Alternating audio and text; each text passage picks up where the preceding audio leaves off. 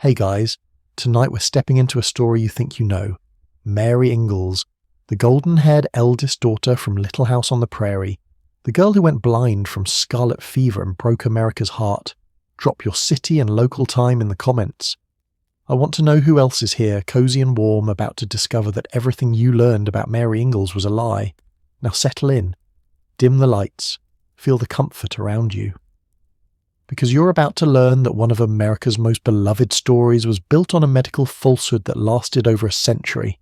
You're sitting in your living room, it's 1974, maybe 1980. You're watching Little House on the Prairie on your family's television. Melissa Sue Anderson is on screen, playing Mary Ingalls. Her face is beautiful, her eyes clear and bright. And then the episode comes, the one everyone remembers. Mary gets sick, scarlet fever, they say. The whole family gets it, but Mary gets it worst. The fever settles in her eyes, and just like that, she's blind.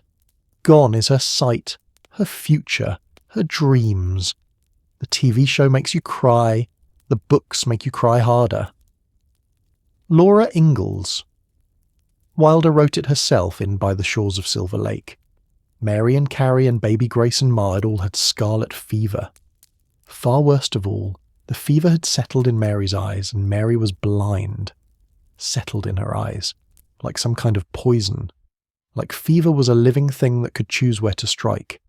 You believed it because Laura wrote it, because the TV show depicted it, because millions of Americans learned it as fact and never questioned it.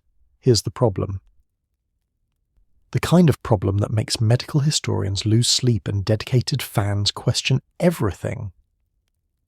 Scarlet fever didn't blind Mary Ingalls. Not even close. The real story is darker, more terrifying, more medically brutal than anything the books dared to tell. It involves a brain infection so severe it paralyzed the nerves in her face, an illness that made one side of her face droop like melting wax, a disease that slowly, progressively stole her vision over weeks while her family watched helplessly. And here's the twist that'll make you want to restart this whole video. The truth was sitting in plain sight the entire time, in letters, in newspaper reports, in school registries, in medical records that nobody bothered to check for 100 years. Until one pediatrician got curious. Her name was Dr. Beth Tarini. She was in medical school, just a student doing her rounds.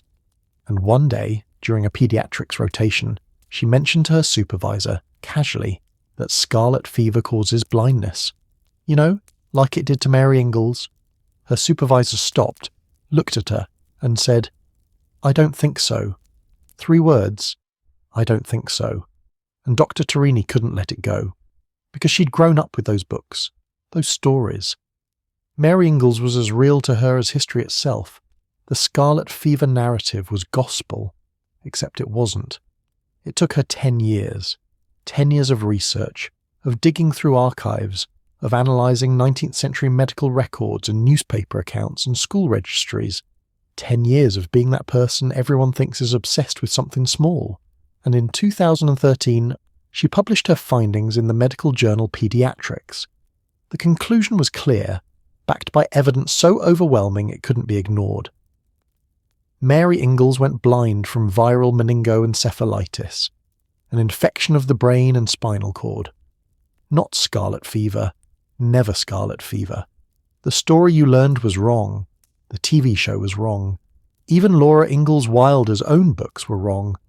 But here's what'll keep you up tonight, what'll make you question everything. Laura knew, or at least she suspected. In her unpublished memoir, Pioneer Girl, she was vague, uncertain. She described Mary's illness as some sort of spinal sickness. She mentioned brain fever.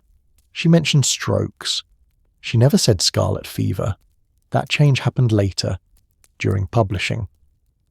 When editors looked at Laura's manuscript and thought, "This is too complicated, too vague. Readers won't understand brain fever, but they'll understand scarlet fever. Everyone fears scarlet fever." So they changed it, rewrote history, gave millions of readers a comfortable lie instead of an uncomfortable truth, and for over 70 years nobody questioned it. You can feel it now, can't you? That little twist in your stomach, That feeling when something you've always believed turns out to be fiction, when a childhood memory gets rewritten. But stick with me, because the real story is better, more human, more terrifying, more resilient. The real story is about a 14-year-old girl who got sick in May 1879, who developed a fever so high she became delirious, whose face became partially paralysed, who felt her vision slipping away, day by day, week by week, until the world went dark. And unlike the sanitised version in the books, this girl didn't go blind quickly, didn't have one dramatic moment where her sight vanished. She watched it leave, slowly, agonisingly, knowing it was happening and being completely powerless to stop it. This is the story of Mary Ingalls, not the TV version, not the book version, the real version. And it starts with a doctor who couldn't let go of 3 words. Listen to the sound of pages turning. Old pages. The kind in medical journals and archives and letters written in ink that's faded to brown. That's the sound of truth being uncovered. Now let me tell you how we figured out what really happened to Mary Ingalls, and why it took so long. You're in 2003, Ann Arbor, Michigan, the University of Michigan Medical School, where future doctors learn to question everything except the things everyone knows are true. Dr. Beth Tarini is in her pediatrics rotation. She's surrounded by actual sick children, by parents who are terrified, by conditions she's only read about in textbooks. And in this environment, where precision matters and wrong diagnoses kill people, she makes an offhand comment. She's discussing historical diseases with her supervisor, maybe trying to sound knowledgeable, maybe just making conversation. And she mentions, as fact, that scarlet fever causes blindness, like Mary Ingalls, you know, from Little House on the Prairie. Her supervisor's response changes everything. Not angry, not mocking, just curious. I don't think so, and Tarini realises she has no idea if that's true, she just accepted it. Because Laura Ingalls Wilder wrote it, because Melissa Sue Anderson acted it, because American culture had been repeating it for decades. But medicine doesn't work on cultural memory, it works on evidence. So she starts digging, and what she finds makes her question everything. First stop, medical literature. What does scarlet fever actually do to the human body? The disease is caused by Streptococcus bacteria. It creates a distinctive rash that starts on the neck and chest, spreading downward. The tongue turns red and bumpy like a strawberry. The throat swells. Fever spikes. Complications exist. Kidney damage, heart problems, rheumatic fever, and yes, in rare cases, temporary vision problems. Temporary. That's the word that stops her cold. The blindness associated with scarlet fever, when it occurs at all, is temporary. Caused by the toxins the bacteria release. When the infection clears, vision returns. Maybe not perfectly, but it returns. Mary Ingalls never saw again. Ever. Her blindness was permanent. Complete. By the time she was 16, she couldn't distinguish shapes. Couldn't see light and dark. Gone. That's not consistent with scarlet fever. But maybe the 19th century was different. Maybe scarlet fever was worse back then. More virulent. More damaging. So Tarini digs deeper. Finds epidemiological data from the 1870s and 1880s. The peak years for scarlet fever in America. And yes, it was terrifying. One of the top killers of children. Families lived in dread of the red rash, the strawberry tongue, the high fever. But permanent blindness. Rare.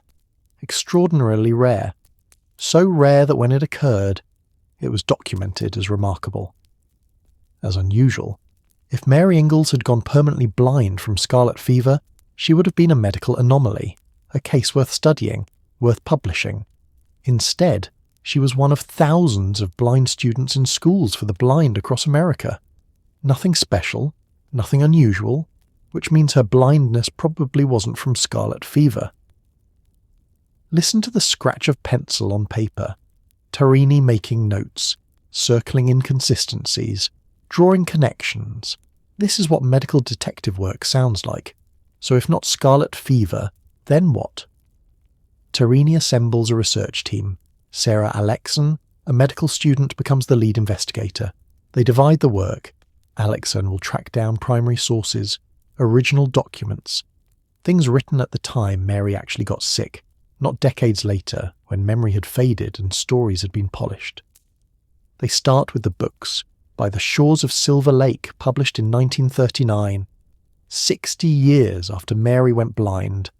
Laura was an old woman by then, writing from memory, with help from her daughter, Rose. The book is clear, scarlet fever, definitive, no ambiguity. But the book was also edited, shaped, made palatable for children and families, not necessarily accurate.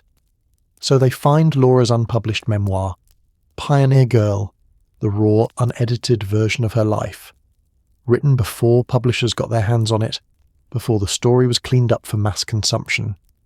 And in Pioneer Girl, Laura is vague. Some sort of spinal sickness, she writes, maybe measles, maybe brain fever, maybe strokes. She's uncertain, confused, like someone trying to remember a traumatic event from decades ago and realizing the details are fuzzy. No mention of scarlet fever's distinctive rash, nothing about the strawberry tongue, just fever, terrible, high fever, and something wrong with Mary's face, and then, slowly, her vision failing. The team keeps digging.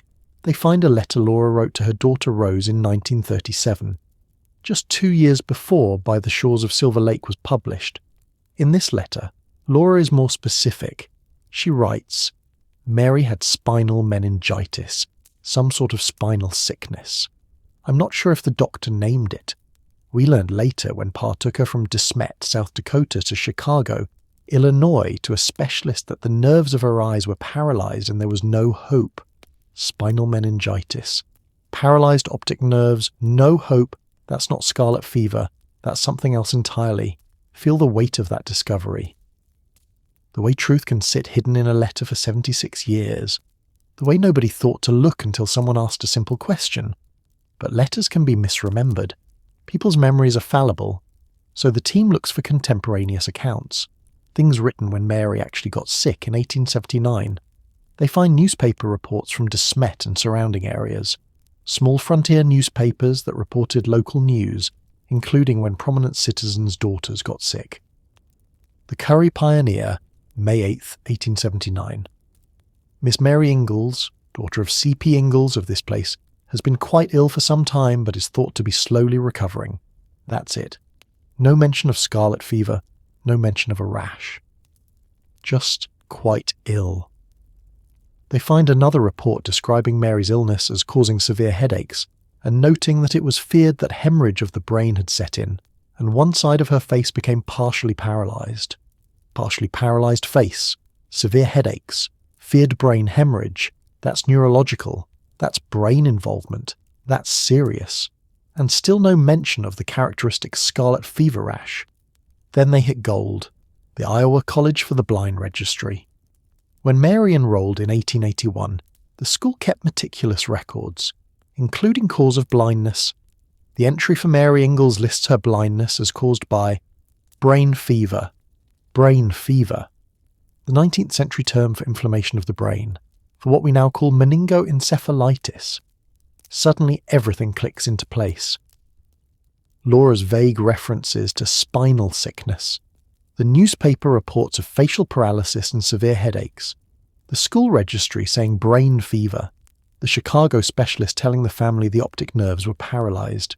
It all points to one diagnosis, viral meningoencephalitis, an infection that inflames both the meninges, the protective membranes around the brain and spinal cord, and the brain tissue itself, caused by a virus, possibly transmitted by a mosquito or tick bite. Common on the frontier in summer months. Symptoms include severe headache, check, high fever, check, facial nerve paralysis, check, delirium, check, and progressive vision loss if the optic nerves become inflamed, check, check, check. And here's the crucial difference. Unlike scarlet fever, meningoencephalitis can cause permanent blindness. The inflammation damages the optic nerves. Once that damage is done, it's done. The nerves can't regenerate. The vision doesn't return. Mary's blindness was permanent because her optic nerves were destroyed by inflammation, not by scarlet fever toxins. by a brain infection that should have killed her but didn't. You can hear it now, can't you?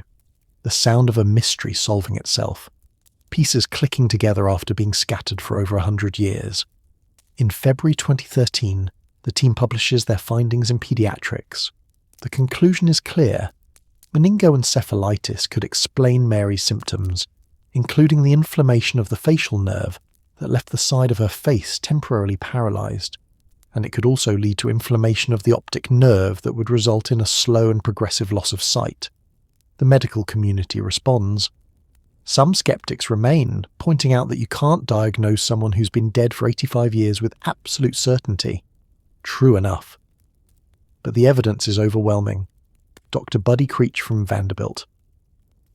Blindness can occur if the disease affects the optic nerve, and it's entirely possible that Mary Ingalls had the condition. The story goes viral. CNN, NBC, the New York Times. Everyone wants to talk about how Little House on the Prairie got it wrong, how a beloved American story was built on a medical error. But here's the question nobody's asking. Why did Laura change it? She knew it wasn't scarlet fever. Her letter proves that. So why did the book say scarlet fever?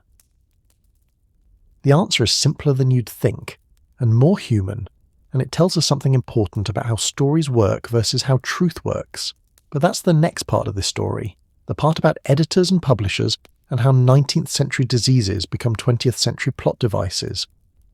Listen to the rustle of manuscript pages, to editorial pencils scratching out spinal meningitis and writing in scarlet fever, to decisions made in New York publishing houses that would shape how millions understood history. That sound is the sound of truth being traded for narrative convenience. You're in New York City, it's 1937. The Great Depression is grinding on, and people are desperate for hopeful stories. Stories about resilience, about American families enduring hardship and surviving. Laura Ingalls. Wilder is 68 years old. She's living in Missouri on a farm called Rocky Ridge, and she's been writing. Her first book, Little House in the Big Woods, was a surprise success. Children and adults loved it, so her publishers want more. She's working on the manuscript that will become By the Shores of Silver Lake, the book that will tell the story of Mary going blind. And she's stuck. Because how do you explain what happened to Mary? How do you describe a disease most people in 1937 won't understand? How do you make viral meningoencephalitis with resulting optic neuritis accessible to children? Laura writes what she remembers. Some sort of spinal sickness, fever, maybe strokes. The doctors weren't sure. Her editors read it. Frown. This is confusing, vague. Children need clarity. Parents need something recognizable. And then someone suggests, what about scarlet fever? Think about it. In 1937, scarlet fever is the childhood disease everyone knows and fears. Between 1840 and 1883, it was one of the leading causes of child death in America. Every family had a story about scarlet fever. Every reader would understand immediately how terrifying that diagnosis would be. Plus, scarlet fever appears in literature. In Little Women, Beth March nearly dies from it. In Frankenstein, it kills a character. It's a plot device readers understand emotionally. Brain fever, spinal meningitis? Too vague, too medical, too confusing. But scarlet fever, perfect. Immediate emotional impact. Clear cause. Tragic consequence. So they change it. Rewrite Laura's vague illness into something specific. Something culturally resonant. Something that will make readers' hearts clench with recognition and fear. Does Laura object? We don't know. She's 68 years old and grateful to have a publishing career. Her daughter Rose is helping edit, and Rose is a professional writer who understands narrative flow and emotional impact. Maybe Laura pushed back. Maybe she said, but that's not exactly what happened. And maybe Rose said, but it works better this way. And Mary's already gone. She died in 1928. Before you even started writing, she'll never know. Feel that weight. That uncomfortable compromise between truth and story. Between what actually happened and what makes for better reading. Listen to the sound of typing, of manuscript pages being revised, of historical truth being smoothed into narrative fiction. That's the sound of how stories are made. The books get published, they're massive successes, children devour them, teachers assign them, families read them together, the Scarlet Fever narrative becomes canon, becomes fact. And then, in 1974, the TV show starts. Little House on the Prairie, starring Michael Landon and Melissa Sue Anderson. The Scarlet Fever episode is devastating. Millions of viewers watch Mary lose her sight, cry for her, believe completely that this is how it happened. The TV show amplifies the books, makes the Scarlet Fever narrative even more entrenched. Now it's not just text on a page, it's visual, emotional, real. By the 1980s, an entire generation has grown up believing Scarlet Fever blinded Mary Ingalls. It's as established as George Washington's wooden teeth or Ben Franklin's kite. Everyone knows it, except it's wrong. Just as wrong as those other myths. But here's the thing about popular narratives. Once they're established, they're almost impossible to change. They become cultural knowledge, part of the collective memory. Questioning them feels like heresy. So when Dr. Tarini publishes her findings in 2013, some people don't want to believe it. They've spent their entire lives thinking Scarlet Fever blinded Mary. They've cried over that episode. They've taught their children that story. Changing it feels like losing something. Like a piece of their childhood is being rewritten. And in a way it is. But truth doesn't care about nostalgia. Medicine doesn't care about what makes a better story. The evidence is clear. Mary Ingalls had viral Meningoencephalitis, not scarlet fever. The books lied. Not maliciously, not to deceive, but to create narrative clarity, to give readers something they could understand and connect with emotionally. And for 74 years, it worked. The lie became truth. The story became history. Until someone asked, "I don't think so." You can feel the irony, can't you? Laura Ingalls Wilder spent her life trying to preserve the truth of frontier life, trying to show readers what it was really like, the hardships, the hunger, the cold. And yet, in one of the most important moments, her sister's blindness, she allowed, or her editors imposed, a falsehood that would stand for nearly a century. Maybe she thought it didn't matter. Mary was dead. The exact cause of her blindness didn't change the essential truth. A vibrant young girl lost her sight and had to rebuild her entire life around that loss. Maybe she thought, the disease isn't the story, the resilience is the story. And maybe she was right. Because what matters most about Mary Ingalls isn't how she went blind. It's how she survived it, how she adapted, how she lived a full, meaningful life despite a disability that could have destroyed her. But still, the truth matters. The medical truth. The historical truth. Because when we get the details wrong, we risk getting everything wrong. Listen to the sound of silence. The silence of 100 years where nobody questioned the story, where the wrong diagnosis was repeated in textbooks and classrooms and family discussions. That silence is breaking now. Truth is emerging, but slowly. Because changing a popular narrative is like turning a ship. Slow, difficult, requiring constant pressure. But it's happening. Mary Ingalls is being freed from the scarlet fever myth, being given her real medical history back. And the real history is more interesting, more frightening, more human than any editor's revision. It's the story of a brain infection so severe it should have killed her but didn't. A slow theft of sight that took weeks, not days. A family that didn't understand what was happening but loved her through it anyway. It's the story of Victorian-era medicine's complete helplessness against viral infections, of frontier isolation that meant no specialists, no hospitals, no real help. It's the story of a 14-year-old girl facing the darkness, literal darkness, and deciding to survive anyway. That's the story we're going to tell now. The real one, the harder one. The one that starts with a fever in May 1879 and ends with a young woman graduating from college, independent and capable, despite a world that thought blind women couldn't do either of those things. Ready? You're Mary Ingalls. It's May 1879.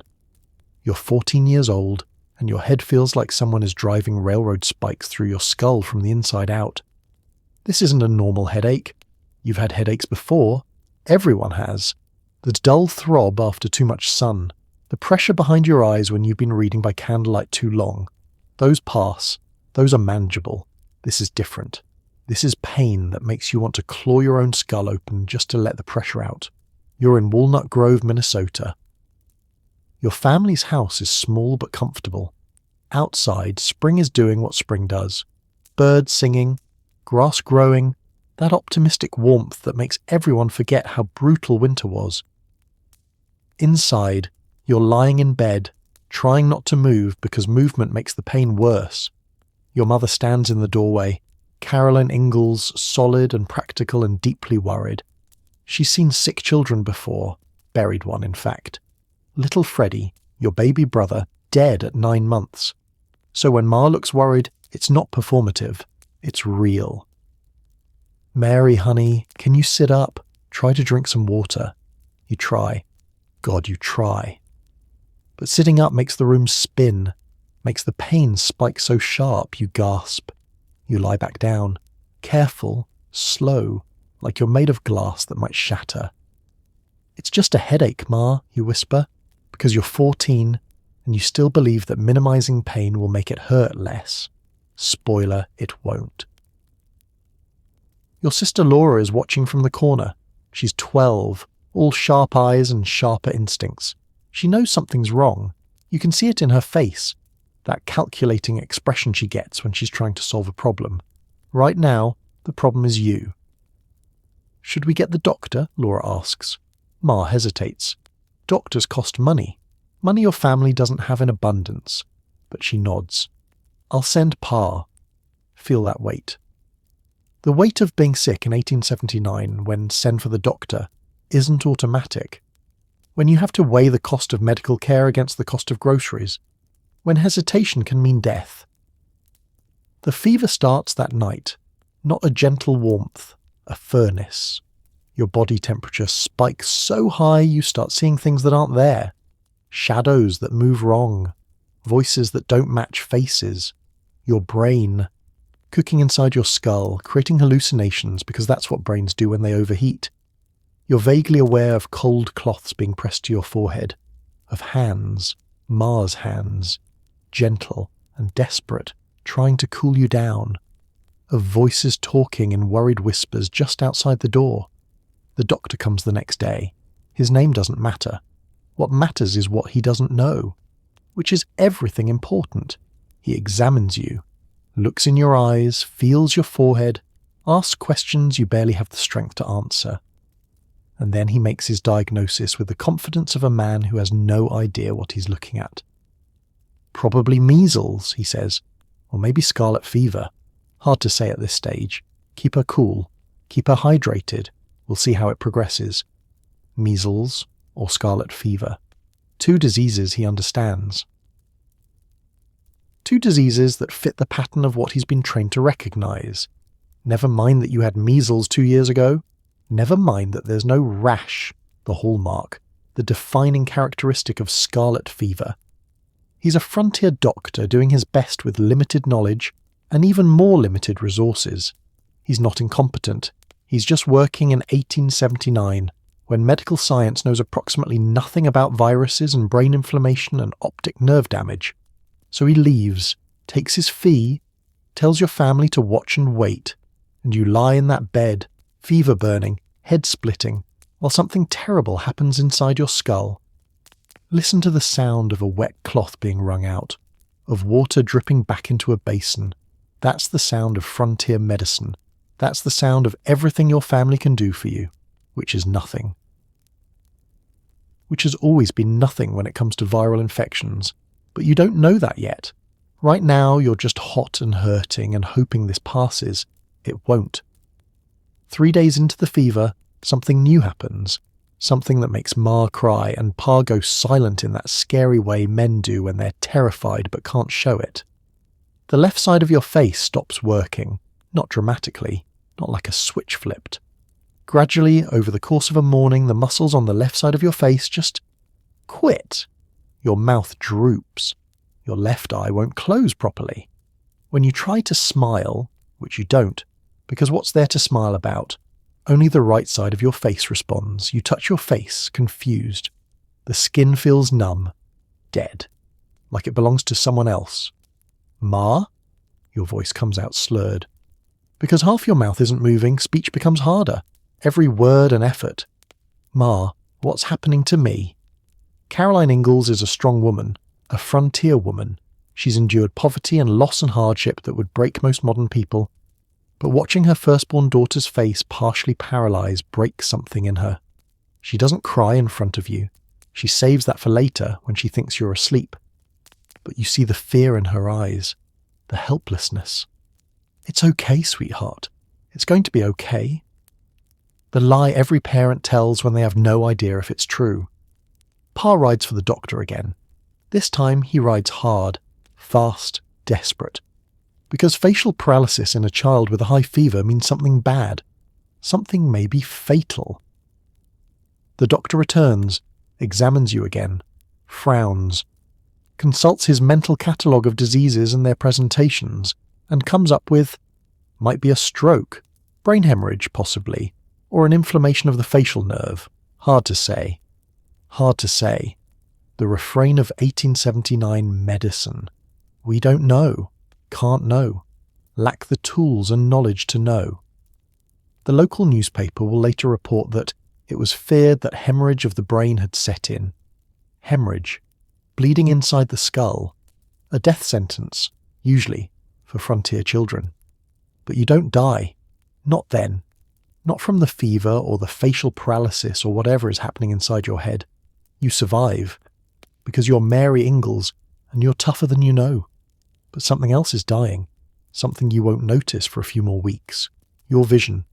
Right now, lying in that bed with half your face numb and your head pounding and your body fighting an infection it doesn't understand, you don't realise that the virus, because it is a virus, transmitted possibly by a mosquito bite, possibly by something else, infiltrating your bloodstream and crossing into your brain, is attacking your optic nerves.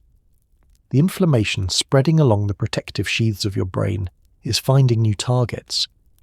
The nerves that carry visual signals from your eyes to your brain, the delicate tissue that, once damaged, can never regenerate.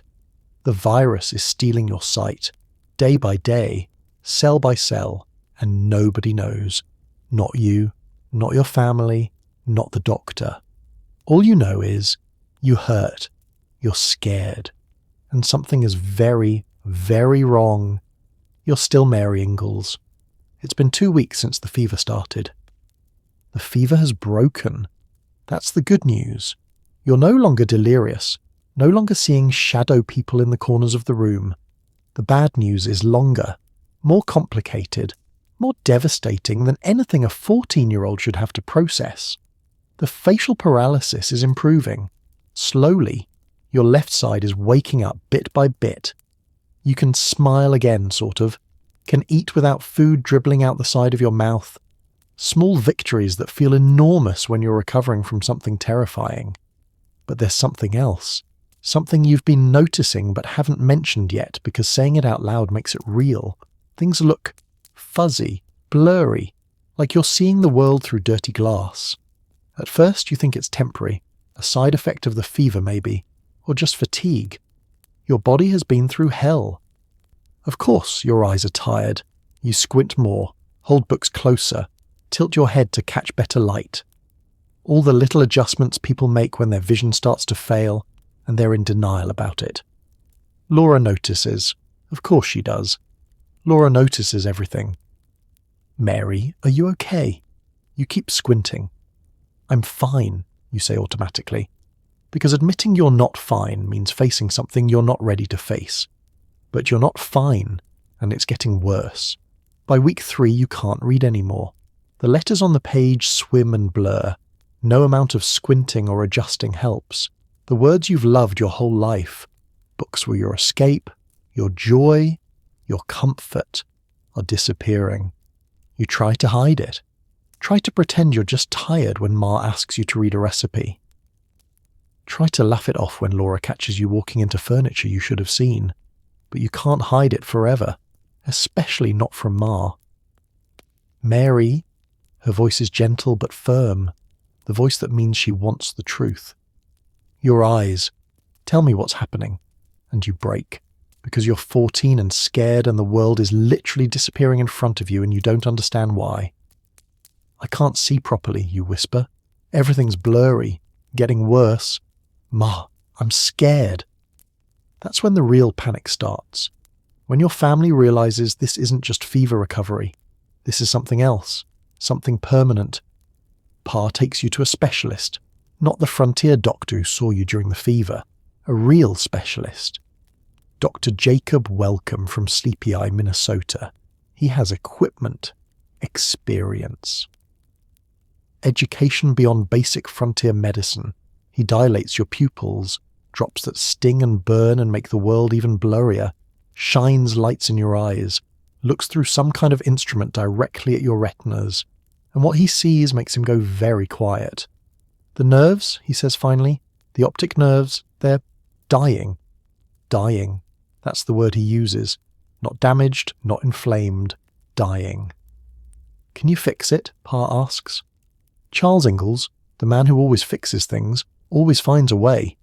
His voice is desperate. Dr. Welcome shakes his head. I'm sorry. There's nothing I can do. The damage is progressive. I suspect whatever infection she had attacked the nerves. Once they're gone... He doesn't finish. Doesn't have to. You sit there, drops still burning in your eyes, processing words that don't make sense. Dying nerves.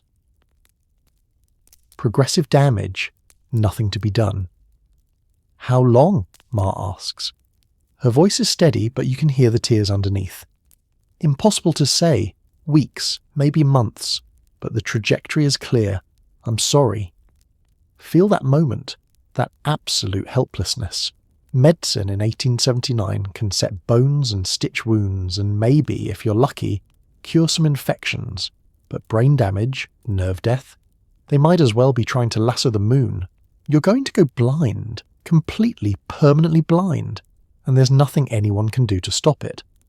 The ride home is silent. Pear drives the wagon. Ma sits beside him, one hand on your shoulder. Laura presses close on your other side, uncharacteristically quiet. Nobody knows what to say. What comfort can you offer when someone's losing one of their most fundamental senses? When the future they imagined, teaching, maybe, or marriage, or just the simple ability to see a sunset, is evaporating. You watch the world pass by. The Minnesota Prairie, vast and beautiful. The tall grass waving in the wind, the sky so blue it hurts. The clouds piled up like mountains on the horizon.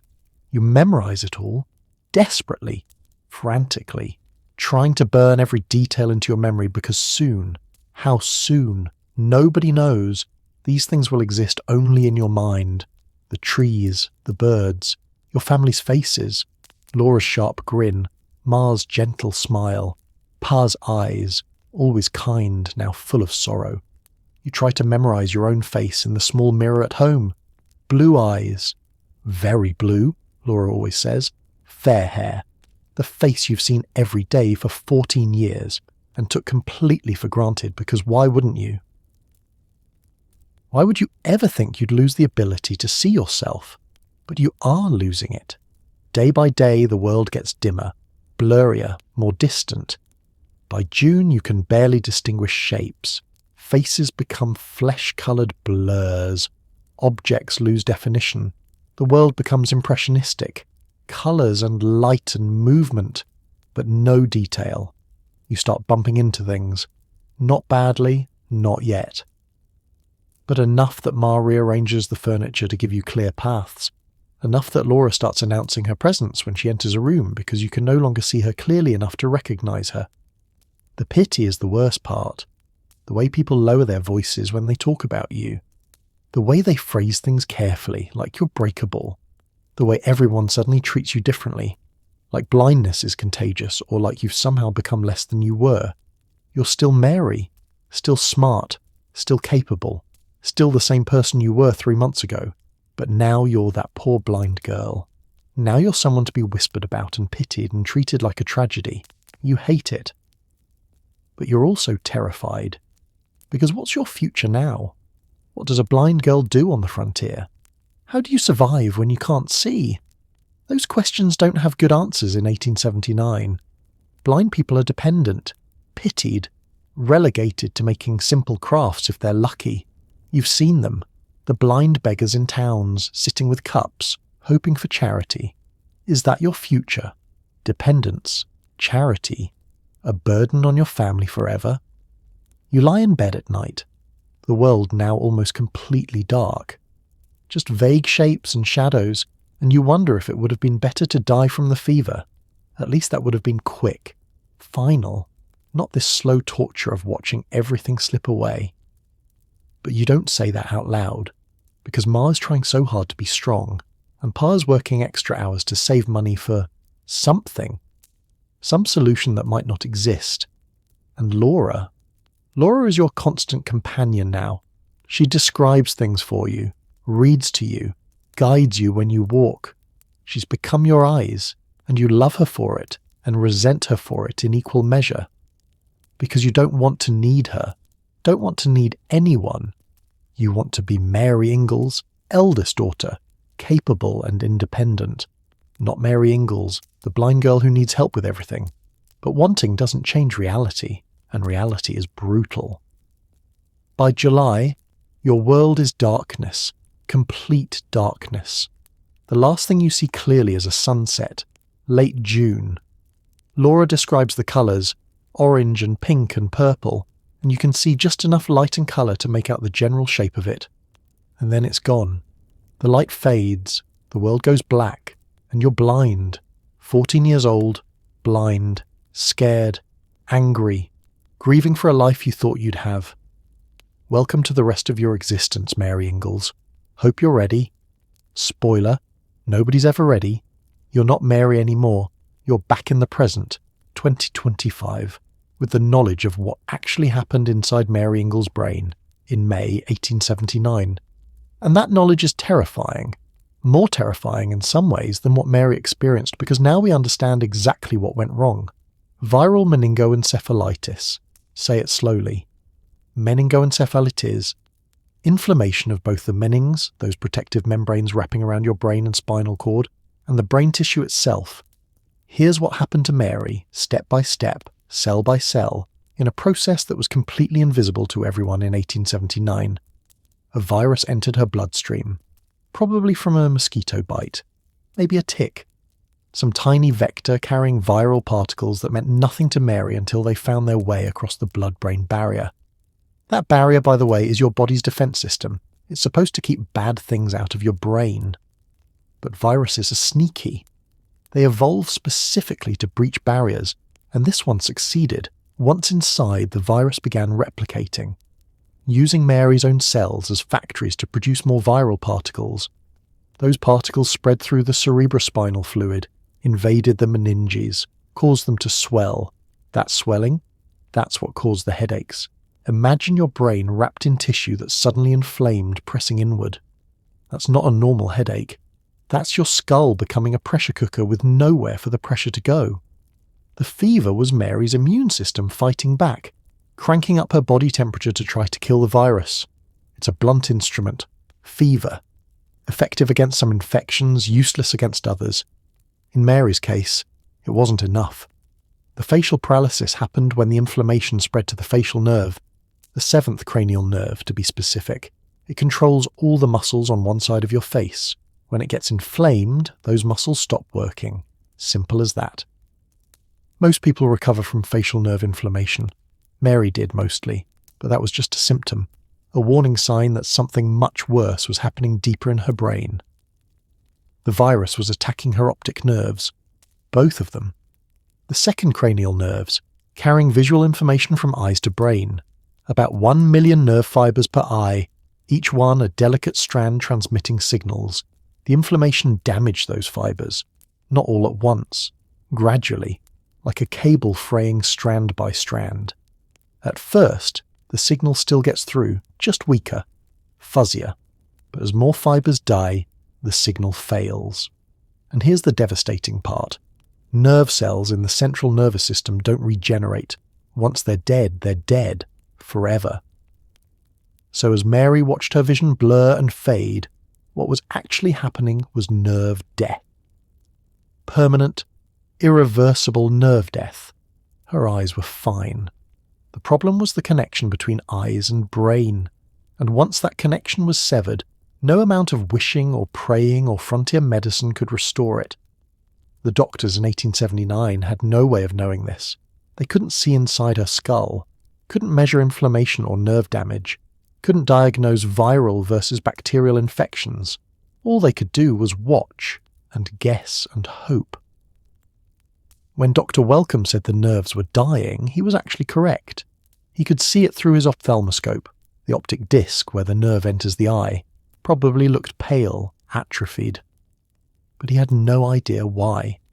No idea how to stop it. And here's what makes this story even more brutal. If Mary had gotten sick today, she might have kept her vision. Might have. Not guaranteed, but possible. We have antiviral medications now, steroids to reduce inflammation, intensive care units where we can manage brain swelling. We understand that meningoencephalitis is an emergency requiring immediate aggressive treatment. But Mary got sick in 1879, when the treatment options were cool cloths, prayers, and hope, when nobody understood viruses or inflammation, or the blood-brain barrier, when blindness from brain infection was just one of those tragedies that happen sometimes, inexplicable and unavoidable. The real tragedy isn't just that Mary went blind. It's that she went blind slowly enough to understand what was happening, to watch the world disappear, to grieve her vision while she still had fragments of it left.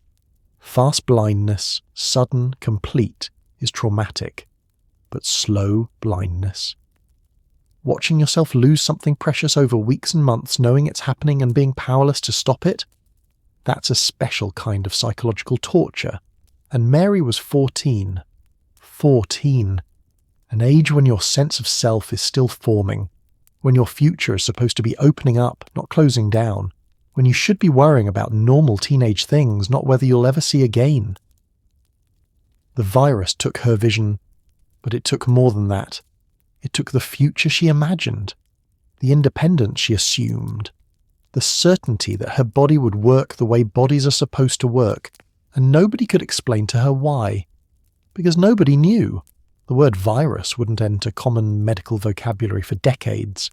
The concept of optic neuritis from brain inflammation was understood in theory, but not in practice. Mary was living through something medicine couldn't yet name, let alone treat. Here's what the family didn't know, couldn't know, had no way of knowing. Mary's survival was actually remarkable. Viral meningoencephalitis kills people. Even today, with modern medicine, mortality rates can be 10-20% depending on the virus. In 1879, without antivirals or intensive care, most people who got brain inflammation serious enough to cause facial paralysis and blindness probably died. Mary lived, recovered her strength, her facial movement, her cognitive function. She stayed smart, very smart, her teachers would later say. No seizures, no permanent paralysis, no intellectual disability. The only thing she lost permanently was her sight. 1 sense out of 5. And while that's devastating, it could have been so much worse. She could have been paralyzed, brain damaged, dead. But try telling that to a 14-year-old girl who just went blind. Try explaining that she's lucky, because at least she survived. That's not comfort. That's just mathematical cruelty. Listen to silence, complete silence, the silence of not knowing. The silence of 1879, medicine hitting the wall of its limitations and having nothing to offer except sympathy. That silence echoed through the Ingalls house for months, years, forever.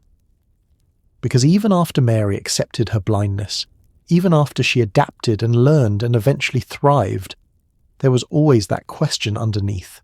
Why? Why did this happen to me? What did I do wrong? Is this punishment? Is this just random bad luck? Will it happen to my sisters too? Those questions didn't have answers in 1879, and honestly, they barely have answers now. Sometimes viruses breach the blood-brain barrier, sometimes they don't. Sometimes they cause permanent damage, sometimes they don't. It's random, cruel, unfair.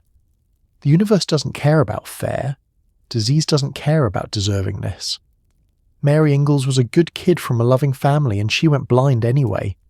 Not because of anything she did, not because of scarlet fever, because a virus found its way into her brain and destroyed her optic nerves. That's the truth. Medical, brutal, unsatisfying. And for over 100 years we told the wrong story, the scarlet fever story, the comfortable lie that fit better into a children's book narrative. But Mary deserves the truth, even if it's harder, even if it doesn't make sense, even if there's no moral lesson, no redemption arc, just random viral tragedy. She went blind from meningoencephalitis. She survived. She adapted. She lived a full life despite it. That's her real story, and it starts in May 1879, with a headache that wouldn't stop and a virus that wouldn't quit and a family that watched helplessly as their eldest daughter's world went dark. Now you know what they didn't. Now you understand what really happened. And knowing doesn't make it any less tragic. But at least it's true. You're Mary Ingalls. It's August 1879. 3 months since the fever. 3 months since your world went dark. And you're sitting at the kitchen table in Walnut Grove, trying to remember what blue looks like. Not the word blue. You know the word. You can say it. Can hear other people say it. But the actual colour, the sensation of seeing blue, is already fading from your memory like smoke dissolving into air. You try to hold on to it. Try to freeze that memory of the Minnesota sky on a clear summer day. That particular shade of endless perfect blue that stretched from horizon to horizon. But the harder you try to remember, the more it slips away. Colours are dying in your mind, one by one, blue first, then green. Red hangs on a bit longer, maybe because red is blood and fire and danger, things your brain considers important. But eventually red goes too, and you're left with nothing but words, empty sounds that used to mean something you could see. This is what blindness does to memory. It's not just that you can't see new things. It's that the old things, the things you saw for 14 years and took completely for granted, are being erased. Your brain, efficient and practical, is clearing out storage space it no longer needs. Faces are the worst. Your family's faces. You can remember features individually. Ma's soft brown eyes, Laura's grin, Pa's beard. But you can't quite assemble them into complete pictures anymore. It's like trying to put together a puzzle when the pieces keep shifting. You wonder if you'll forget your own face. The girl you saw in the mirror every morning for 14 years, will she disappear too? Will you become a stranger to yourself? Listen to the sound of wind through the window, the curtains rustling. You can hear everything now, too much sometimes. Your hearing has sharpened to compensate for your lost vision. Every creak of the house. Every breath your family takes. Every whisper they think you can't hear. Especially the whispers. The worried conversations Pa and Ma have late at night when they think you're asleep. The ones about money, about your future, about what happens to a blind girl on the frontier. You're not supposed to hear these conversations, but you do, and you understand. Probably better than they think. Exactly how precarious your situation has become. Because here's the brutal truth about being blind in 1879. You're now a liability, not just to yourself, to your entire family. You can't help with chores the way you used to. Can't fetch water without someone guiding you to the well. Can't cook without burning yourself. Can't sew. Can't clean effectively. Can't watch your younger sisters. All the things that made you useful, that made you valuable as an eldest daughter in a frontier family are gone. And in their place is just need. Constant, unrelenting need for help and supervision and care. You hate it. God, you hate it. The dependence. The helplessness. The way Laura has to drop everything to guide you to the outhouse. The way Ma has to describe where she's placed your plate on the table. The way everyone treats you like you're made of glass. You're still Mary, still smart, still capable of thinking and learning and contributing. But nobody seems to remember that. They just see the blindness, just see what you can't do anymore, and the pity, sweet mercy, the pity. You can hear it in their voices, feel it in the way they touch your shoulder too gently, like you might shatter. The neighbours who visit and talk about you in third person while you're sitting right there. Poor Mary, such a tragedy, so young. What will become of her? What will become of you? That's the question everyone's asking, including you. In 1879, blind people have limited options, especially blind girls. You could live with your family forever, a permanent dependent. You could try to learn some simple craft, basket weaving maybe, or making brooms, and eke out a meagre existence. You could end up in a county poorhouse if your family can't afford to keep you. None of these options sound like living. They sound like existing, waiting, becoming a burden who takes up space and resources until death provides relief for everyone. But there's one other option, one that Pa mentioned a few weeks ago, carefully, like he was afraid the words might hurt you. A school in Iowa, a college for the blind, the Iowa College for the Blind in Vinton, a place where blind children and young adults learn to read, not with eyes, but with fingers, learn to navigate without sight, learn skills that might let them live independently. Pa brought home a newspaper article about it. Laura read it to you, and for the first time since the fever, you felt something other than grief and anger and fear. You felt hope. Not much, just a flicker, but enough. Because maybe, there's a future that doesn't involve sitting in a corner for the next 50 years, useless and pitied. Maybe there's a way to be blind and still be Mary Ingalls, still be someone who matters. But the school costs money your family doesn't have.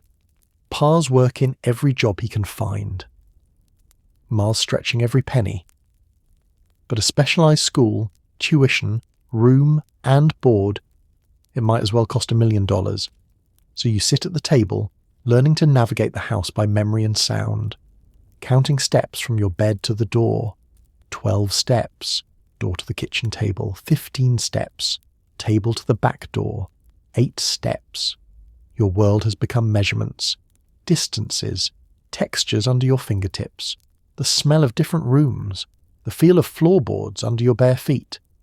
You're building a new map of the world, one that doesn't need eyes, and it's harder than anything you've ever done, more exhausting than you imagined, because every single thing, getting dressed, eating a meal, finding the chamber pot in the night, requires intense concentration. There are no more automatic actions, no more casual movements. Everything is deliberate, careful, measured, and mistakes happen. Constantly. You knock over water glasses, walk into walls you thought you'd memorized, trip over furniture that someone moved without telling you, burn yourself on the stove you couldn't see was hot. Each mistake is humiliating, frustrating, a reminder of what you've lost. Laura tries to help, she really does, but she's 12, and sometimes her patience wears thin. Sometimes you hear the exasperation in her voice when you ask again where something is, when you need her to stop what she's doing to guide you somewhere. You don't blame her. You'd be exasperated too. You are exasperated.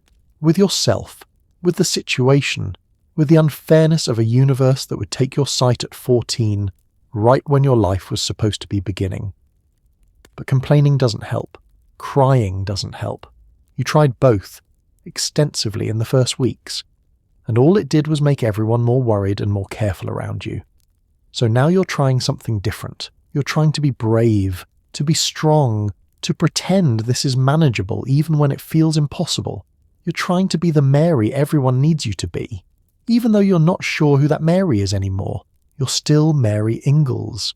It's October 1879. 5 months blind now, and your family is moving. Again. Because of course they are. The Ingalls family never stays put. This time it's to De Smet, Dakota Territory. Pa has a job with the railroad. It's supposed to be a fresh start, a better opportunity. You've heard this before. The move is chaos, you can hear it. Boxes being packed, furniture being loaded. Your sister's running around excited and anxious. But you can't see it, can't help meaningfully. You just sit and wait to be told where to go and what to do. The train ride is overwhelming. The noise, the vibrations, the press of strangers. You clutch Laura's hand so hard your knuckles ache. She doesn't complain, just holds on and describes what she's seeing out the window. It's all prairie, Mary. Grass as far as I can see. No trees, just grass and sky. You try to picture it, but your mental images are getting fuzzier, less distinct. Soon you won't be able to imagine what grass as far as I can see looks like. You'll just have Laura's words, empty descriptions of a world you can no longer access. De Smet is tiny, smaller than Walnut Grove. Pa says maybe 75 people live here if you count the railroad workers. It's a town because someone decided to call it a town, not because it actually resembles one. The house Pa found, calling it a house is generous, is a small claim shanty. One room, barely insulated. You can feel the cold seeping through the walls even though it's only October. And something else. Something wrong in the air. An electricity. A tension.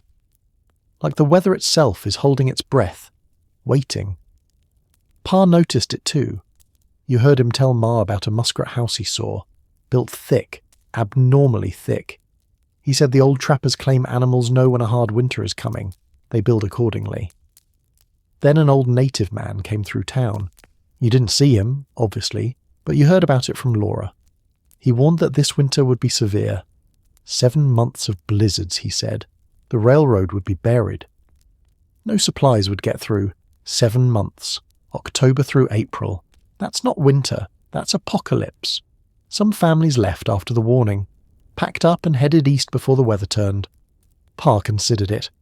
You could feel the weight of that consideration in the tense silence between your parents. But in the end, you stayed. Because where would you go? You're broke. Pa needs this railroad job.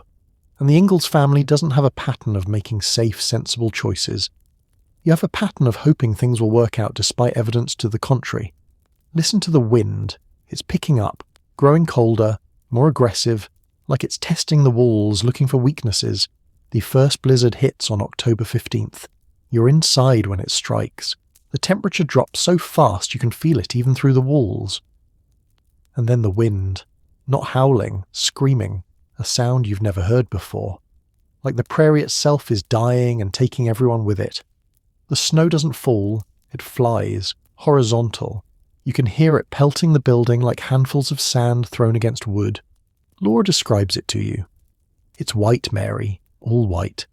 I can't see the building across the street. Can't see anything but white. The blizzard lasts 3 days. 3 days of that terrible wind, that complete isolation. 3 days of wondering if this is how you die. Blind and 14 and frozen in a shack in Dakota Territory. When it finally stops, the silence is eerie. Wrong. You've never heard such complete absence of sound. No birds, no animals, just emptiness. Pa goes outside. You hear him shoving the door open against the drifted snow. Hear his footsteps. Then nothing for a long moment. When he comes back in, his voice is different. Scared in a way Pa doesn't usually sound scared. The tracks are buried, he says. Completely buried. Snow's 10, 12 feet deep in places. No trains, no supplies, and it's only October. The old native man was right. This is going to be catastrophic. Over the next weeks you adapt to a new reality. Blizzards come and go. Sometimes there are a few days of calm. Sometimes another storm hits before the previous one has even finished. Being blind in a blizzard is strange. For you, the world is always dark, always limiting. So in some ways, the blizzard evens the playing field. Now everyone is as blind as you are. Nobody can see more than a few feet in the swirling white. That should feel satisfying. It doesn't. It just makes you aware of how vulnerable you all are, how thin the line between survival and death. Food becomes the obsession. Pa still has some wheat. Ma rations it carefully. One small loaf of bread per day for the family. You can feel how light it is when someone hands you your portion. This isn't food. This is the idea of food. Your stomach hurts constantly, not dramatic pain, just a low, grinding ache. Hunger becomes your baseline. You can't remember what feeling full feels like. Carrie, your younger sister, cries sometimes. She's only 10, too young to understand why the hunger won't stop. You reach out and find her hand, hold it. You can't make the hunger stop either, but at least she knows she's not alone. Ma and Pa are doing something. You can hear it. A rhythmic twisting sound. Over and over, hour after hour. Laura explains. They're twisting prairie hay into tight sticks to burn in the stove. The coal is gone, the wood is too expensive, so they're burning grass. One stick burns for maybe 20 minutes, then another stick, then another. They have to twist constantly just to keep the room from freezing. Laura learns to help. Then you try. Someone puts the rough grass in your hands, shows you how to twist tight and even until it forms a dense stick. Your hands cramp immediately. The grass is coarse, cutting your palms, but you keep twisting. Because finally, there's something you can do. Something useful. Something that helps. You twist hay in the darkness, in the cold, while the wind screams and the snow buries De Smet and the long winter tries to kill everyone who stayed. And you think, this is what survival looks like.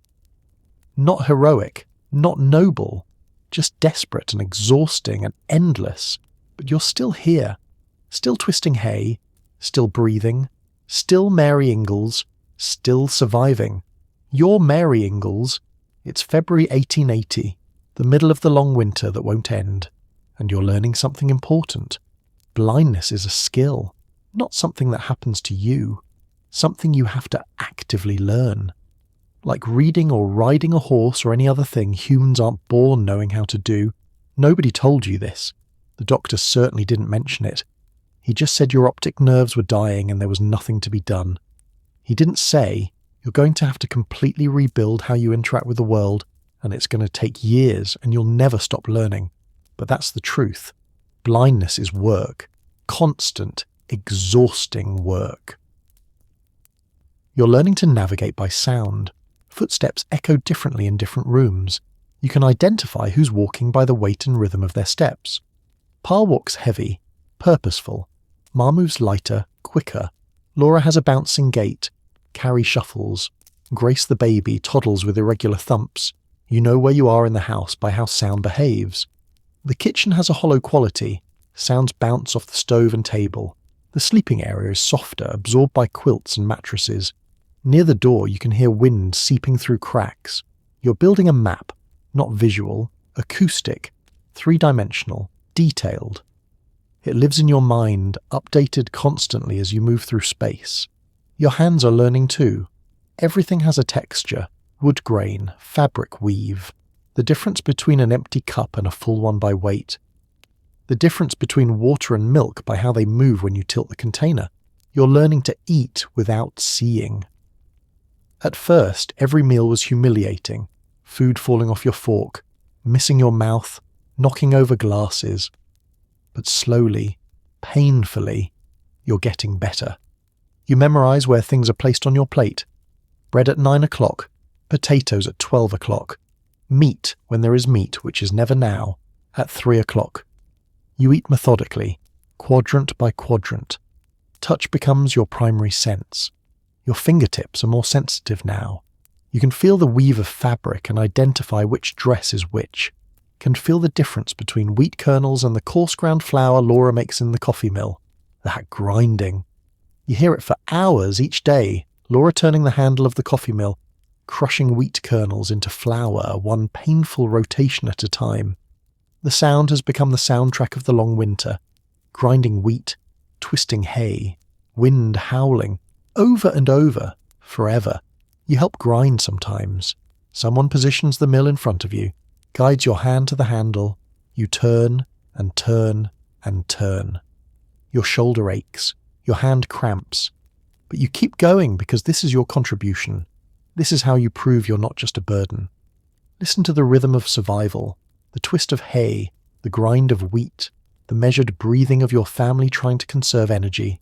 This is the sound of the long winter eating away at everyone slowly. Ma never complains. She divides the bread with absolute fairness. But you've noticed, and you think Laura has too, that Ma's portions are smaller. She's feeding herself last and least, giving what little extra there is to Grace, the youngest. Pa tries to stay optimistic, tells stories in the evening to distract everyone from the hunger and cold.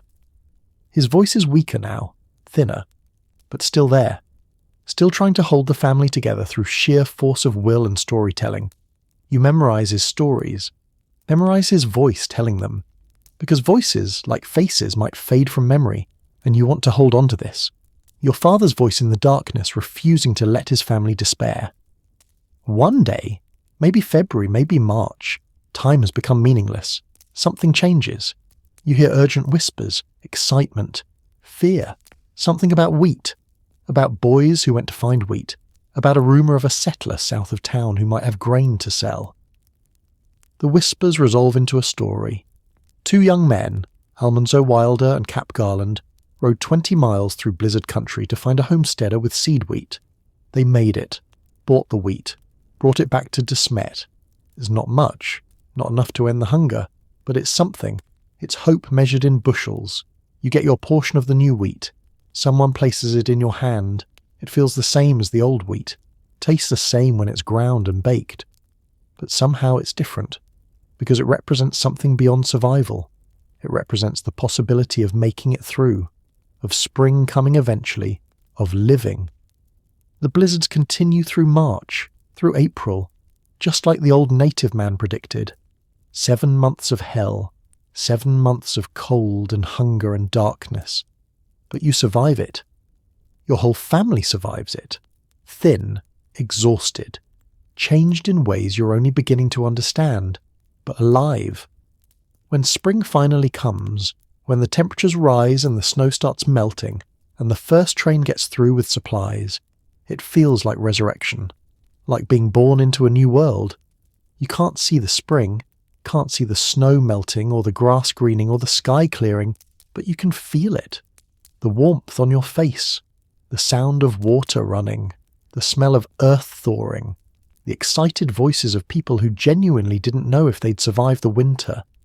You survived the long winter, blind, 14 years old, twisting hay and grinding wheat and learning to navigate in darkness. And if you can survive that, maybe you can survive anything. Maybe there's a future after all. Maybe there's school in Iowa. Maybe there's a life worth living even without sight. Maybe Mary Ingalls isn't finished yet. You're Mary Ingalls. It's November 23rd, 1881. You're 16 years old, and you're on a train to Iowa with your father. You've been blind for 2.5 years, and for the first time since the fever, you feel something that isn't grief or anger or resignation. You feel hope. Terrifying, fragile, dangerous hope. The train rocks beneath you. You can't see the prairie passing by the windows, can't see the sky or the towns or the other passengers staring at the blind girl and her weather-beaten father. But you can feel the vibration of the wheels on the tracks, can smell coal smoke and other people's lunches and Pa's familiar scent of work and worry.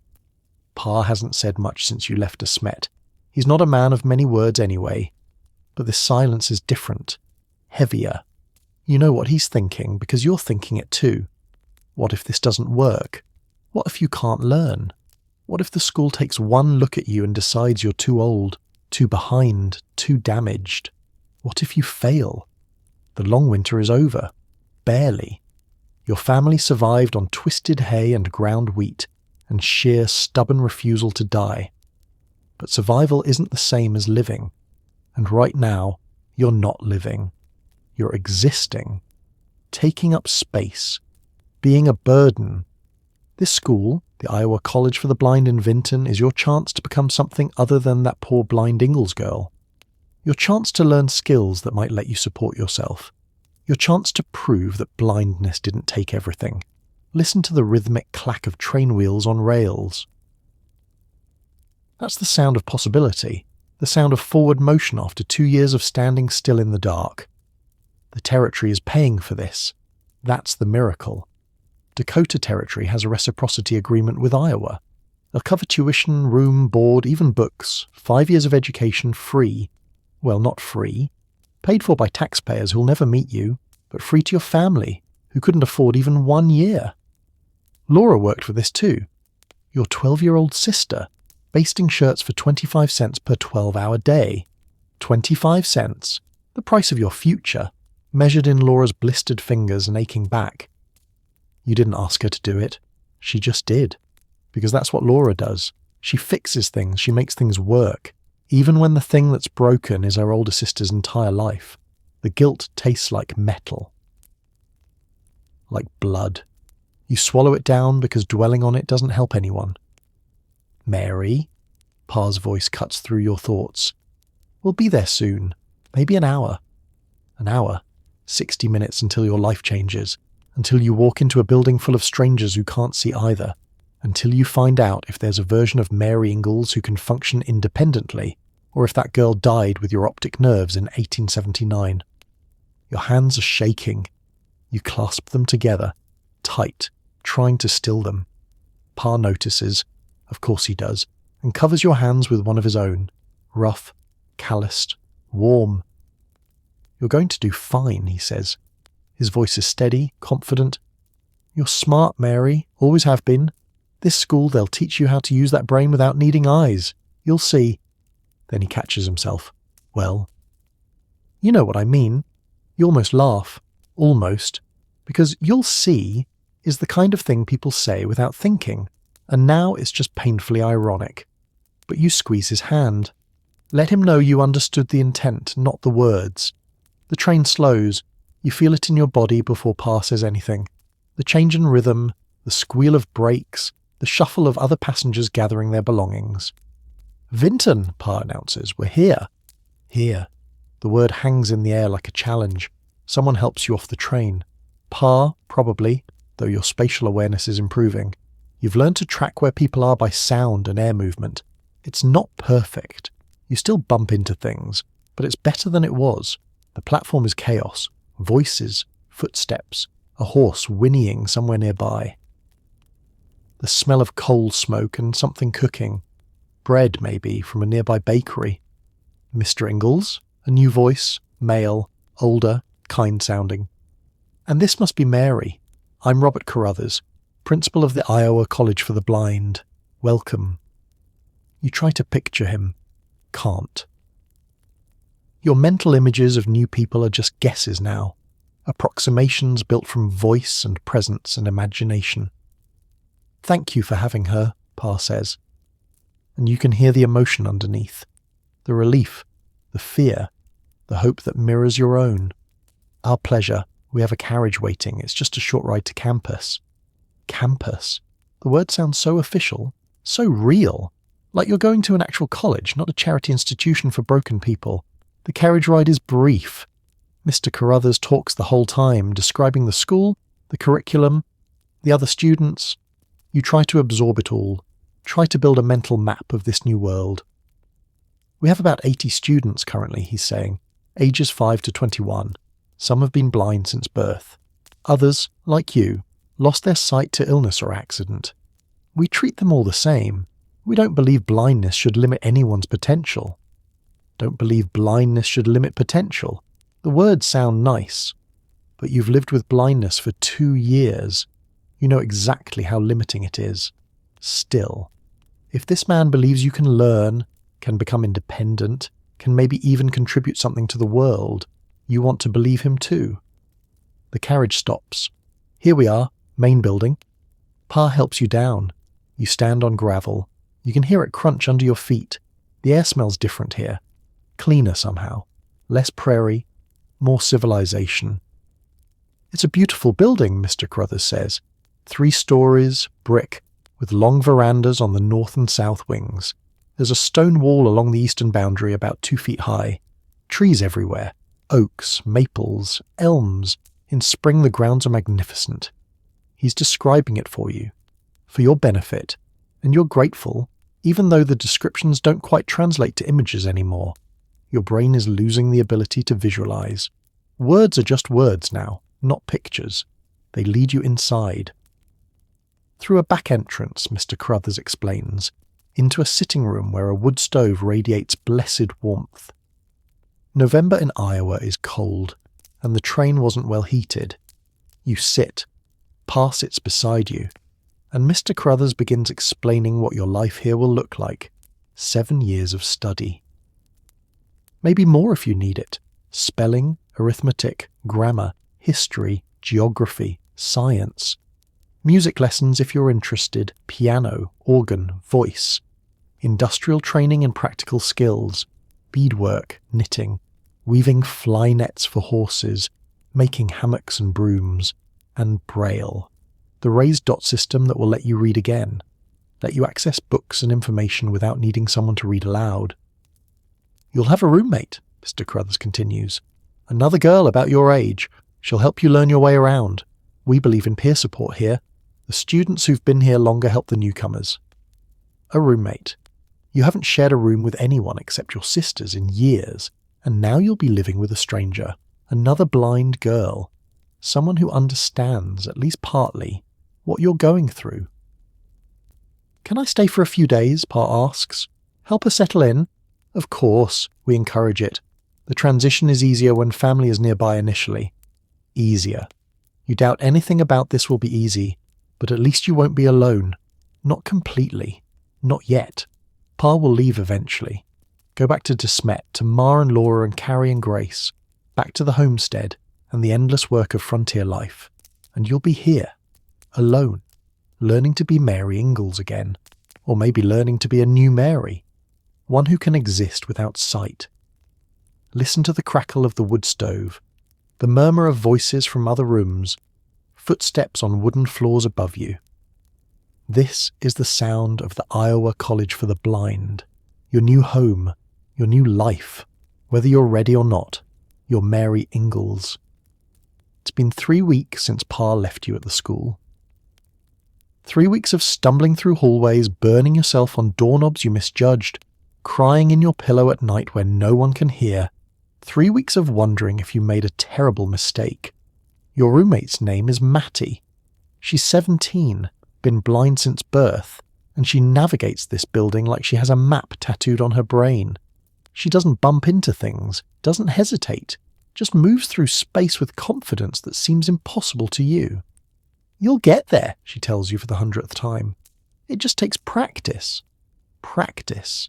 Everything here is practice. Practicing walking down hallways without veering into walls, practicing eating without knocking over water glasses, practicing buttoning your own dress without help. All the things you could do automatically at 14, you have to relearn at 16. It's humiliating, exhausting, and necessary, but today is different. Today you're learning Braille. Your teacher is Miss Lorana Mattis. She's blind too, has been for years, and her voice is kind but firm. No nonsense. She doesn't baby you or make excuses for you. She just teaches. Put your fingers here, she instructs, placing your hands on a wooden board. There are raised dots, 6 of them, arranged in 2 columns of 3. This is the Braille cell. Everything you'll read is combinations of these 6 dots. 6 dots. That's all that stands between you and literacy, between dependence and independence, between being helpless and being capable. You feel the dots. They're small, subtle. You have to press fairly hard to really perceive them. Your fingertips, unused to this kind of precise touch, feel clumsy, dumb. Don't press too hard, Miss Mattis corrects. Light touch. You want to glide over the dots, not mash them, like this. She places her hand over yours, guides your fingers. Her touch is so light it barely registers, but she's clearly reading the dots. Feel the pattern. Top left is dot 1. Below that is dot 2. Below that is dot 3. Top right is dot 4. And so on. The pattern. You try to memorize it. Try to make your brain understand that these bumps mean something, that they're letters and words and ideas trapped in raised dots. Let's start with the letter A, Miss Mattis says. Just dot 1, Top left, find it. You move your finger across the cell, find the top left dot. Press gently. There. That's A, one single dot. The beginning of the alphabet. The beginning of learning to read again. Good. Now, B, dots 1 and 2. Top and middle on the left side. You find them. 2 dots, vertical. That's B. C is dots 1 and 4. Top left and top right. 1 hour passes like this. The alphabet, 1 letter at a time. Your fingers cramping. Your head aching from concentration. Miss Mattis patient but relentless, not letting you rest, not letting you quit. By the end of the lesson, you can identify maybe 10 letters if someone asks you. Maybe.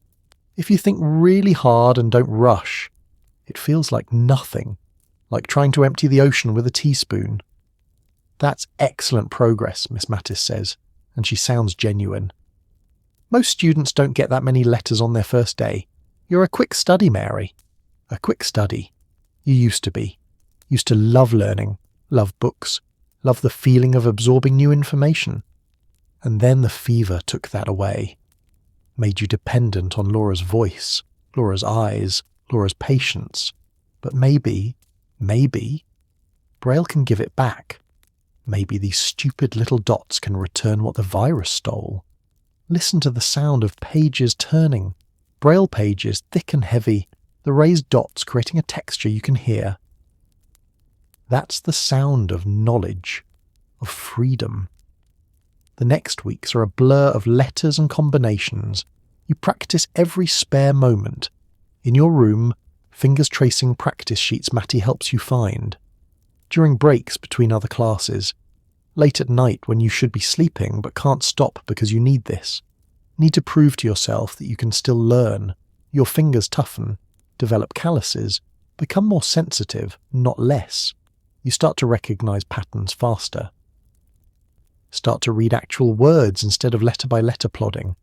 Cat, dog, book, home.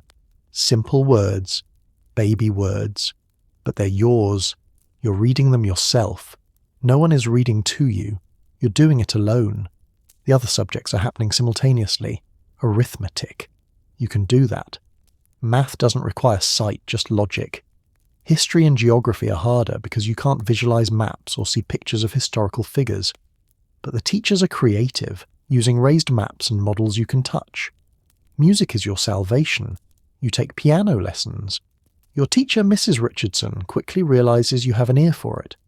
Can hear a melody once and reproduce it. Can feel the keys under your fingers and make something beautiful. At the piano, you're not blind.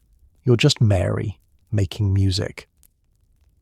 And for those brief minutes each day, the world doesn't feel broken. You also learn beadwork.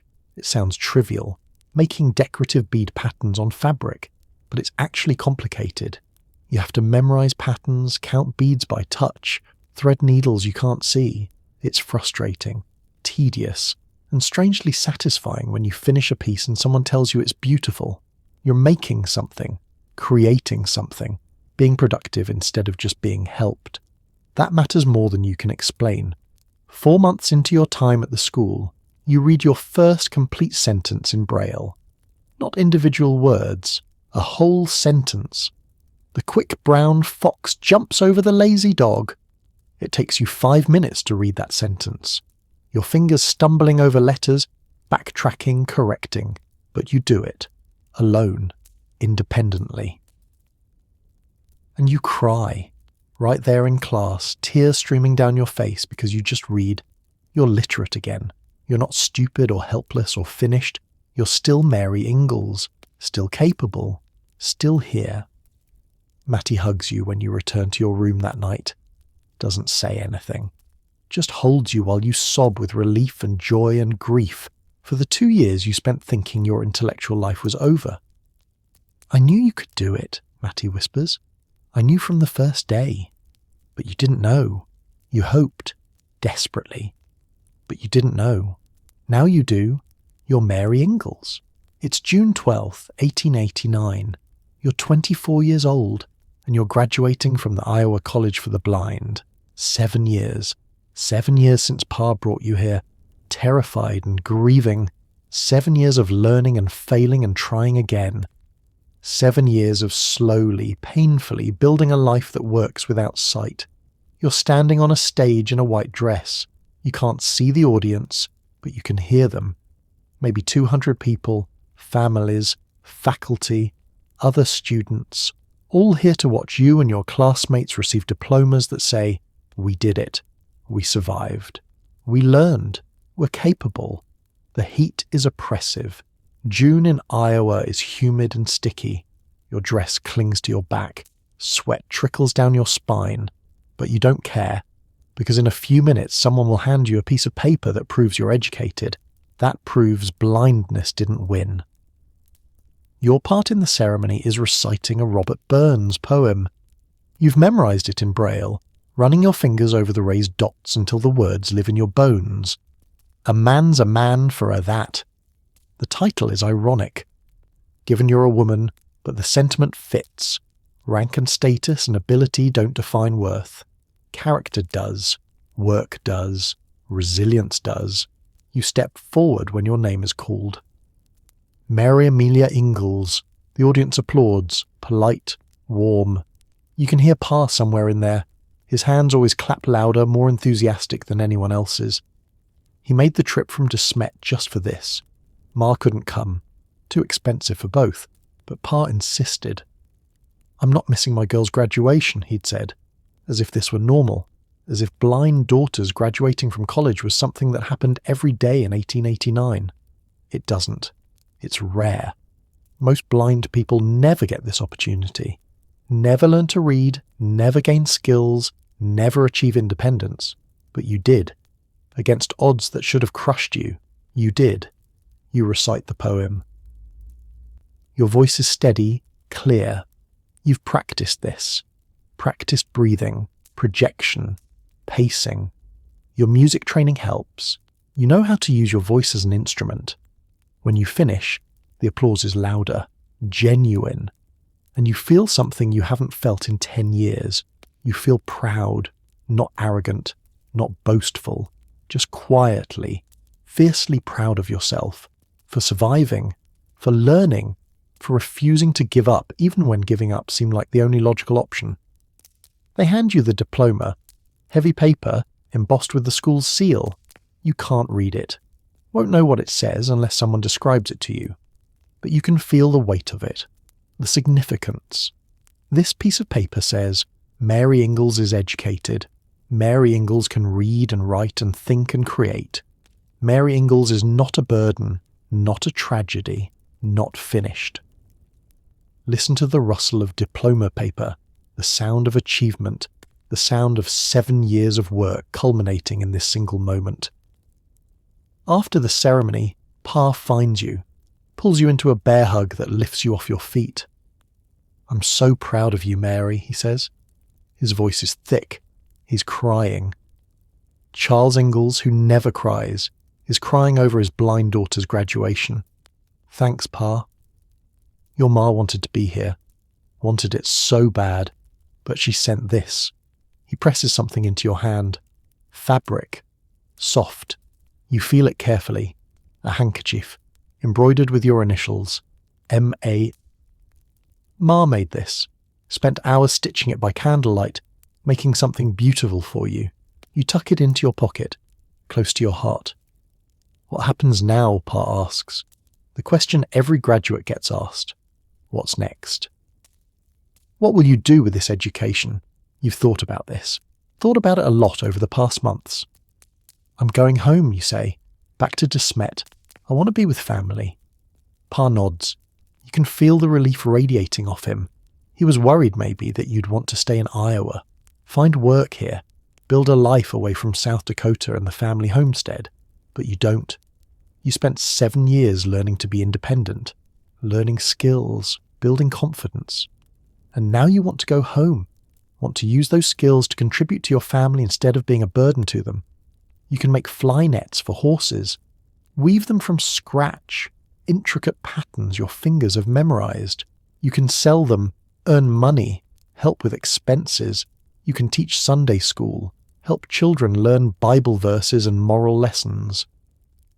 You might be blind, but you're smart, educated, capable of teaching. You can live, not just exist, actually live, participate, matter. That's what 7 years at the Iowa College for the Blind gave you. Not just braille and beadwork, not just academic knowledge and practical skills. It gave you yourself back. The parts of Mary Ingalls that the fever tried to kill, they're not dead. They're just different, adapted, evolved. You're not the same girl who went blind at 14. That girl died in the darkness, and someone new emerged, someone stronger, someone who knows that limitations are real but not absolute, someone who understands that blindness is a challenge, not a death sentence, someone who refuses to quit. The train ride back to De Smet is long. Pa talks about the family. Laura is married now to Almanzo Wilder, one of the boys who rode through blizzards to find wheat during the long winter. Carrie is growing up. Grace is 7 years old, barely remembers you from before the school. Everything has changed. Everyone has moved forward. Lives have happened while you were away learning to navigate yours. But that's okay. You're moving forward too, just differently, at your own pace, in your own way. When you arrive in De Smet, your family is waiting at the train station. You can hear them before you can reach them. Ma's voice, Laura's excited chatter, Carrie's shy greeting, Grace asking, "Is that really Mary?" And you step off the train, 24 years old, educated, blind, independent, alive. You're home, and you're ready to show them what Mary Ingalls can do. You're Mary Ingalls. It's 1889. You're back in De Smet, South Dakota. 24 years old, educated, blind, and standing in the middle of your family's house on 3rd Street, trying to memorize a space you've never seen. This isn't the cramped building above Fuller's store where you survived the long winter. That place was temporary, desperate, a survival box. This is a real house. Pa built it himself. Wood frame, multiple rooms, actual space to move. He's done well. The family's stable now. Not rich, never rich, but stable. Ma shows you around. Her voice is older than you remember. Worn. 7 years changes people. You've changed too. You're not the helpless blind girl who left on that train. You're educated, capable, independent. But nobody knows that yet. Your room is upstairs, Mary. 2nd door on the right. Laura's old room. She's married now, living on her own claim with Almanzo. Ma's trying to sound cheerful, trying to pretend this is normal. Her adult daughter coming home blind after 7 years away. You count steps. 12 to the stairs. 14 steps up, turn right. 4 steps. 2nd door. Your hand finds the doorknob, you open it. Step inside. The room smells like wood and dust and possibility. You move slowly, carefully, building a mental map. Bed against the far wall. Window to the left. You can feel the draft. Dresser near the door. Small table. A chair. This is yours, your space, your room. In 7 years at the Iowa College for the Blind, you shared rooms with other girls. Never alone. Always observed. Always helped whether you needed it or not. But this is different. This is home. Except it doesn't feel like home because you've never seen it. Can't picture it. It's just shapes and textures and sounds that you're trying to assemble into something that makes sense. Listen to the sound of the house settling. Wood creaking. Wind rattling the window frame. Voices downstairs. Ma talking to Carrie, who's 19 now and barely remembers you from before the school. Grace asking questions in a voice you don't recognize because she was a baby when you left. You sit on the bed. It's softer than the institutional beds at school. Ma must have made new quilts. You run your fingers over the fabric. Careful stitching. Patterns you can feel but not see. She made this for you. Spent hours on it. Because that's what Ma does. She fixes things with her hands because she can't fix them any other way. The first weeks are hard. Harder than you expected. Because everyone treats you like you're fragile. Like blindness is contagious. Or like you might break if they're not careful. Mary, let me help you with that. Mary, be careful on the stairs. Mary, you don't have to what? Don't have to try. don't have to be useful, don't have to prove that 7 years of education meant something. You grit your teeth and smile. Thank you, but I can manage. And you can. Most of the time, you've learned to pour water without spilling, to dress yourself without help, to navigate familiar spaces without bumping into things. 7 years of practice. 7 years of building skills that sighted people never think about. But De Smet isn't Iowa. The town has grown while you were gone. New buildings, new streets, new people who stare. You can feel their stares even though you can't see them, and whisper about poor blind Mary Ingalls. Poor. That word follows you everywhere. Poor Mary. Such a tragedy. What will she do now? What will you do now? That's the question, isn't it? Because blind women in 1889 don't have many options. You could sit in this house for the next 40 years being taken care of, being a burden, being pitied, or you could do something, you choose something. The fly net starts small, a project to keep your hands busy. You learned the technique at school, weaving cord into intricate patterns that protect horses' faces from flies. It's tedious work, requires precision, patience, but you're good at it. Your fingers remember the patterns. Over, under, loop, pull tight. The rhythm is soothing, meditative, and at the end, you have something tangible, something useful, something you made. Pa sells the first ones for you. Local farmers need them, horses need them, and suddenly you're not just Mary Ingalls, the blind daughter. You're Mary Ingalls, who makes the best fly nets in Kingsbury County. The money isn't much, a few dollars here and there, but it's yours. Earned, not charity, not pity, actual payment for actual work. And it matters. God, it matters. Because for the first time since the fever, you're contributing. You're useful. You're more than your blindness. You also start teaching Sunday school at the Congregational Church. The pastor is hesitant at first. Can a blind woman really teach children about Scripture? You prove you can. You've memorized entire passages in Braille. You know the Bible better than half the sighted people in town. And children don't care that you can't see. They just care that you tell good stories. You teach them about resilience, about faith, about finding purpose even when life doesn't go the way you planned.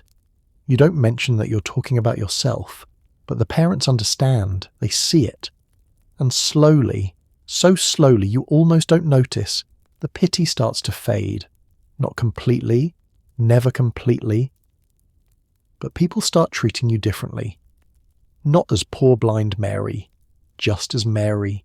Mary who makes fly nets. Mary who teaches Sunday school. Mary who lives on 3rd Street and knows more about the Bible than the pastor. You're building a life.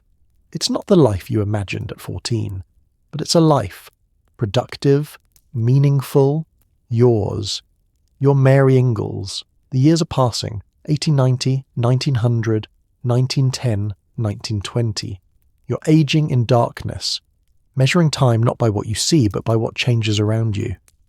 Pa dies in 1902.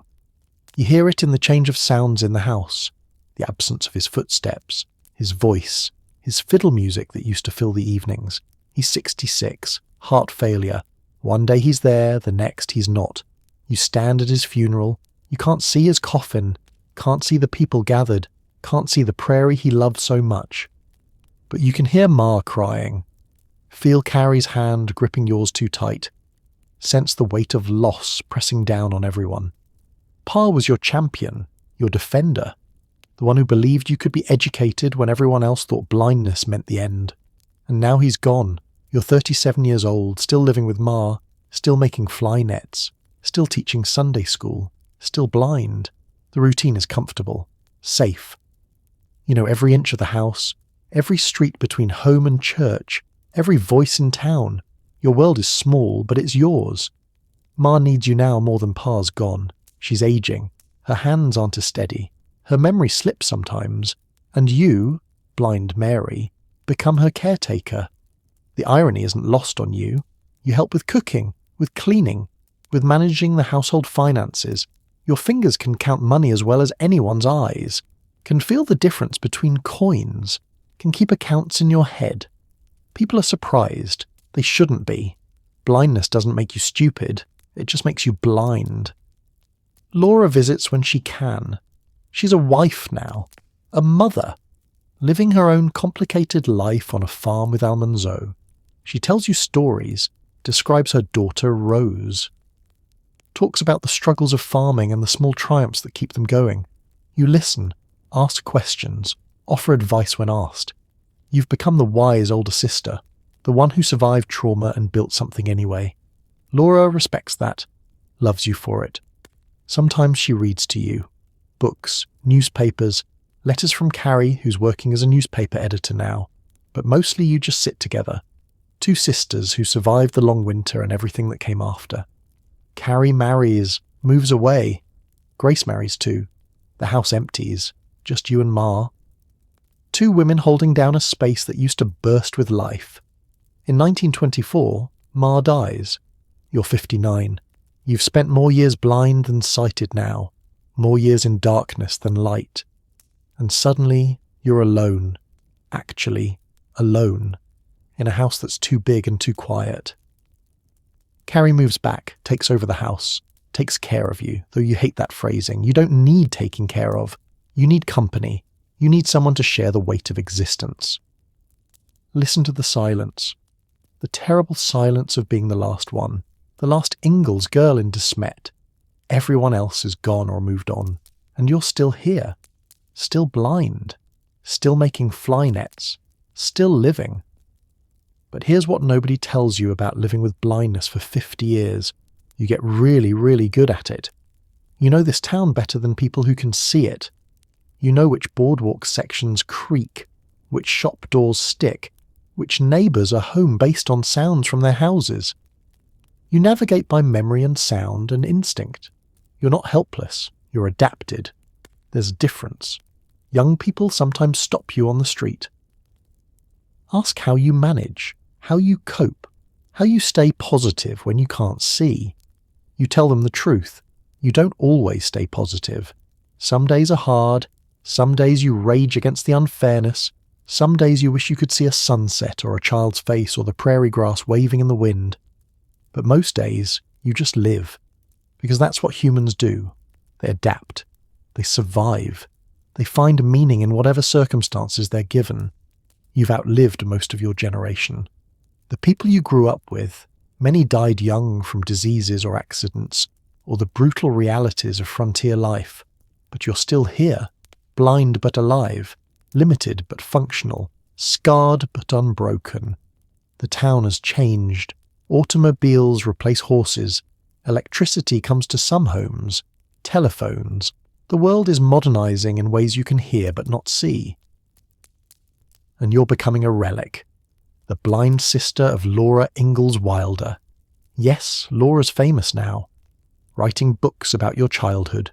Books people love. Books that make your family's struggles into stories with happy endings. You haven't read them. Can't read them because they're not in Braille. But people tell you about them. Describe scenes. Quote passages. And here's the strange part. The books say you went blind from scarlet fever. You know that's not right. It was brain fever, spinal sickness. The doctors were never sure, but definitely not scarlet fever. You had scarlet fever when you were younger and recovered fine. But Laura's books say scarlet fever. And people believe books. So now your blindness has an official story, an incorrect story, but official nonetheless. You don't correct people. What's the point? They want simple answers. Scarlet fever is simple, understandable. Brain inflammation caused by a virus nobody can see or treat. That's complicated, confusing. So scarlet fever it is. Fine. Let them believe that. You know the truth. That's enough. You're Mary Ingalls. It's 1928. You're 63 years old. You've been blind for 49 years. Nearly 50 years of darkness. Half a century of navigating the world without eyes. You're tired. Not sad. Not depressed. Just tired. The kind of tired that comes from living a long, hard life. From surviving things that should have killed you. From fighting every day to be seen as more than your disability. You live with Carrie and her husband now. Grace visits sometimes. Laura writes letters that Carrie reads to you. Letters about her books, about the success, about the memories. Do you remember Mary? Laura's letters always ask. Do you remember when we lived in the big woods? When we crossed the prairie in the wagon? When we survived the long winter? Yes, you remember. How could you forget? Those memories are vivid, sharp, real. More real sometimes than the present. Because here's the thing about losing your sight at 14. The world you saw is frozen in time, unchanging, forever 1879. You can't picture Ma as an old woman because you never saw her old. In your mind, she's 39, still strong, still capable. Pa is forever 43. Laura is forever 12. The prairie is forever golden and endless and beautiful. Your blindness preserved them, trapped them in amber. And now most of them are gone, but in your memory they're all still there. Still young, still struggling, still surviving. October 1928 comes cold and early. Your lungs aren't working right. Haven't been for weeks. The doctor comes, says something about pneumonia, says there's not much to be done. You're not scared. You've been preparing for death since you were 14, when the fever struck, when you thought you were dying. You've been living on borrowed time ever since. Carrie sits beside your bed, holds your hand. Is there anything you need, Mary? What do you need? After 63 years, what's left to need? Just tell Laura I'm proud of her, the books, the stories. Tell her I understand why she changed things, made them simpler. It's okay. Because it is okay. History gets simplified. Stories get cleaned up. The messy truth becomes neat fiction. That's how humans work. You did go blind. That's true. The cause doesn't matter as much as the result. The resilience, the adaptation, the refusal to quit. That's the story that matters. Not which specific disease destroyed your optic nerves. You close your eyes. Not that it makes a difference. Open or closed, the world is the same darkness. Has been for 49 years. Listen to Carrie breathing, trying not to cry, trying to be strong for you. I had a good life, you tell her, and you mean it. It wasn't the life you planned. It wasn't easy. It wasn't fair. But it was yours. You built it from nothing. From darkness. From circumstances that should have destroyed you. You went blind at 14 and lived to 63. Learned to read again. Earned your own money. Taught children. Took care of your family. Lived independently. That's not poor blind Mary. That's Mary Amelia Ingalls. Survivor, fighter, more than her blindness. On October 20th, 1928, you die. Peacefully, in your sleep, surrounded by family. The newspaper obituary is short. Mary Ingalls, sister of author Laura Ingalls Wilder, died at age 63. She was blind for most of her life, but lived independently and contributed to her community. She will be remembered for her courage and resilience. They bury you in De Smet Cemetery, next to Pa and Ma. The prairie you couldn't see but loved anyway. And for the next 85 years the world believes you went blind from scarlet fever. Because that's what the books say. That's what makes sense. That's the story. Until 2013. Until a curious pediatrician asked 3 simple words. I don't think so. And finally, someone tells the truth. You went blind from viral meningoencephalitis. Your optic nerves were destroyed by brain inflammation, not scarlet fever, never scarlet fever. It took a century to get the story right, but truth has a way of emerging eventually. You deserved the truth, deserved your real medical history, deserved to be more than a cautionary tale in a children's book. You were Mary Amelia Ingalls. You survived brain infection. You learned to live without sight. You built a meaningful life despite impossible odds. And now, finally, the world knows what really happened. Rest well, Mary. Your story is told. You're not Mary anymore. You're back in the present, 2013, standing in the aftermath of a revelation that just shattered over a century of accepted truth. Dr. Beth Tarini's study is published. The headlines scream variations of the same shock. Mary Ingalls didn't go blind from scarlet fever. Little House on the Prairie got it wrong. Medical mystery solved after 134 years. But here's the question nobody's asking loudly enough. How did an entire century pass before someone checked? How did millions of people, readers, viewers, teachers, doctors, historians, accept the scarlet fever story without question? How did a medical impossibility become historical fact? The answer is more complicated than you'd think, and more human. And it tells you something important about how stories work versus how truth works. Let's go back. 1937. Laura Ingalls. Wilder is writing by the shores of Silver Lake. She's 68 years old. Her previous books have been successful. Little House in the Big Woods and Farmer Boy, and her publisher wants more. They want the story of Mary going blind. But Laura has a problem. She doesn't actually remember the exact details. It's been 58 years since Mary got sick. Laura was 12 when it happened, and childhood memories, especially traumatic ones, get fuzzy, get reshaped, get simplified. In her unpublished memoir, Pioneer Girl, Laura is vague. Some sort of spinal sickness, she writes. Maybe strokes, maybe brain fever. The doctors weren't sure. That's honest. That's accurate. That's what actually happened. Nobody really knew what was wrong with Mary.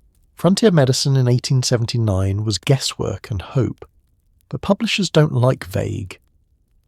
They don't like maybe and possibly, and the doctors weren't sure. They like clean narratives, clear cause and effect, stories that make sense to readers. So somewhere in the editing process, and we don't know exactly who made this decision, someone changes it, rewrites spinal sickness into scarlet fever. Listen to the scratch of editorial pencils, the sound of truth being traded for narrative convenience, the sound of history being rewritten because the real story is too complicated. Why scarlet fever? Because in 1937, scarlet fever is the disease everyone knows and fears. It's been one of the top child killers for decades. Every family has a scarlet fever story. Every reader will immediately understand the danger, the tragedy, the stakes. Plus, scarlet fever appears in other famous literature. Little Women, Frankenstein. It's a culturally resonant disease, a plot device that works. Brain fever, spinal meningitis. Too vague, too confusing, too difficult to explain to children and their parents, so scarlet fever it becomes, and nobody questions it. Not Laura, who's grateful to have a publishing career at all. Not her daughter Rose, who's helping edit and understands narrative flow. Not the publishers, who are selling books, not documenting medical history. The book is published in 1939. It's a huge success. Children devour it. Adults cry over it. The scarlet fever narrative becomes canon, becomes fact, becomes what everyone knows about Mary Ingalls.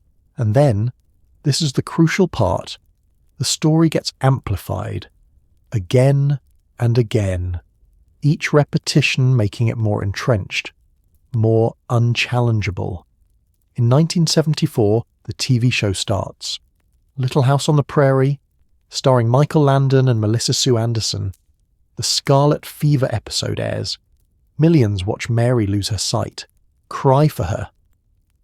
Believe completely that this is historical documentation, not dramatized fiction.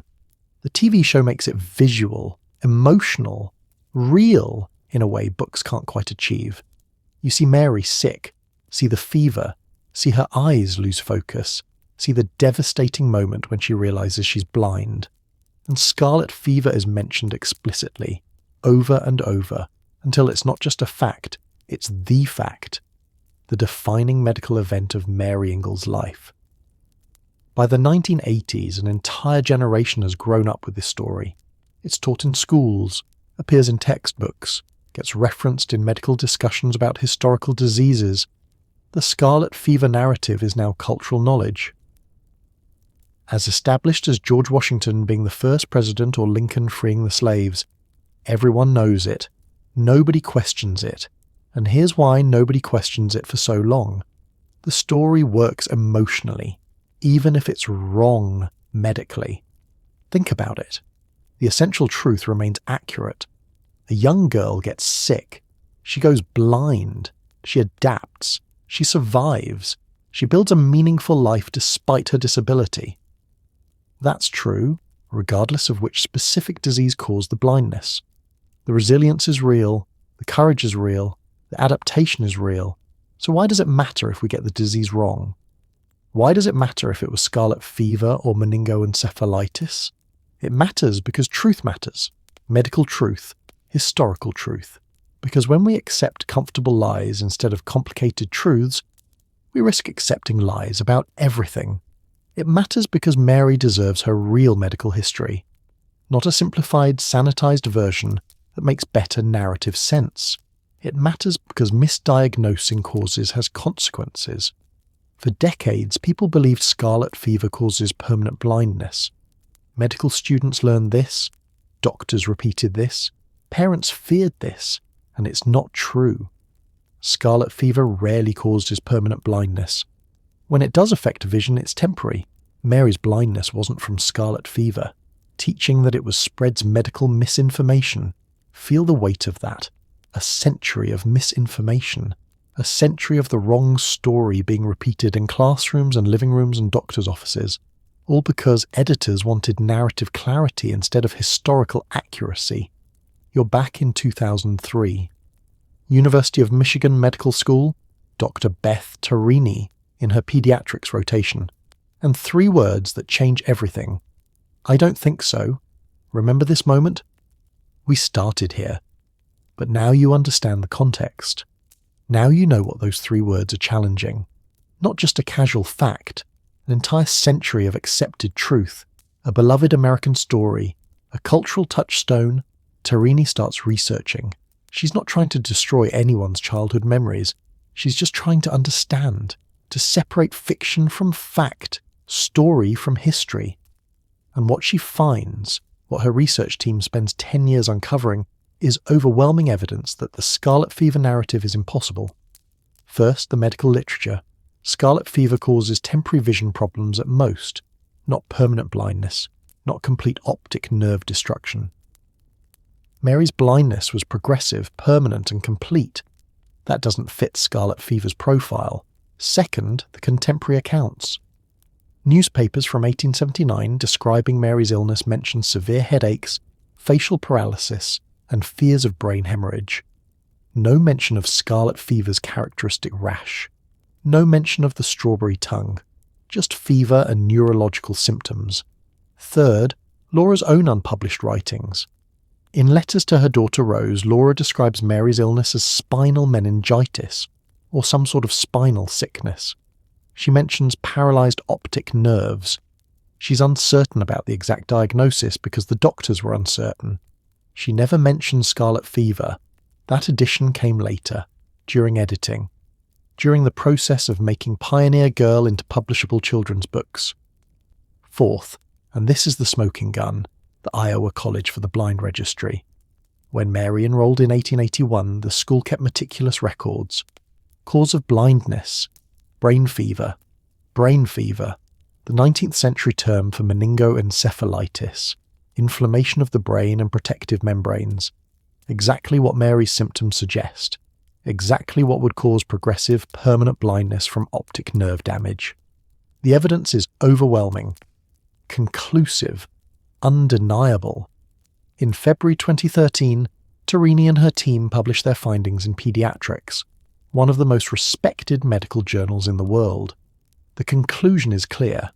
Mary Ingalls almost certainly went blind from viral meningoencephalitis, not scarlet fever. The study goes viral. CNN, NBC, the New York Times, BBC. Everyone wants to talk about how Little House on the Prairie got it wrong, how a beloved American story was built on a medical falsehood. The Little House community reacts in interesting ways. Some fans are grateful. Finally, the truth. Finally, Mary's real medical history is being told. Others are resistant, angry even. How dare someone challenge the books? How dare a modern doctor diagnose someone who's been dead for 85 years?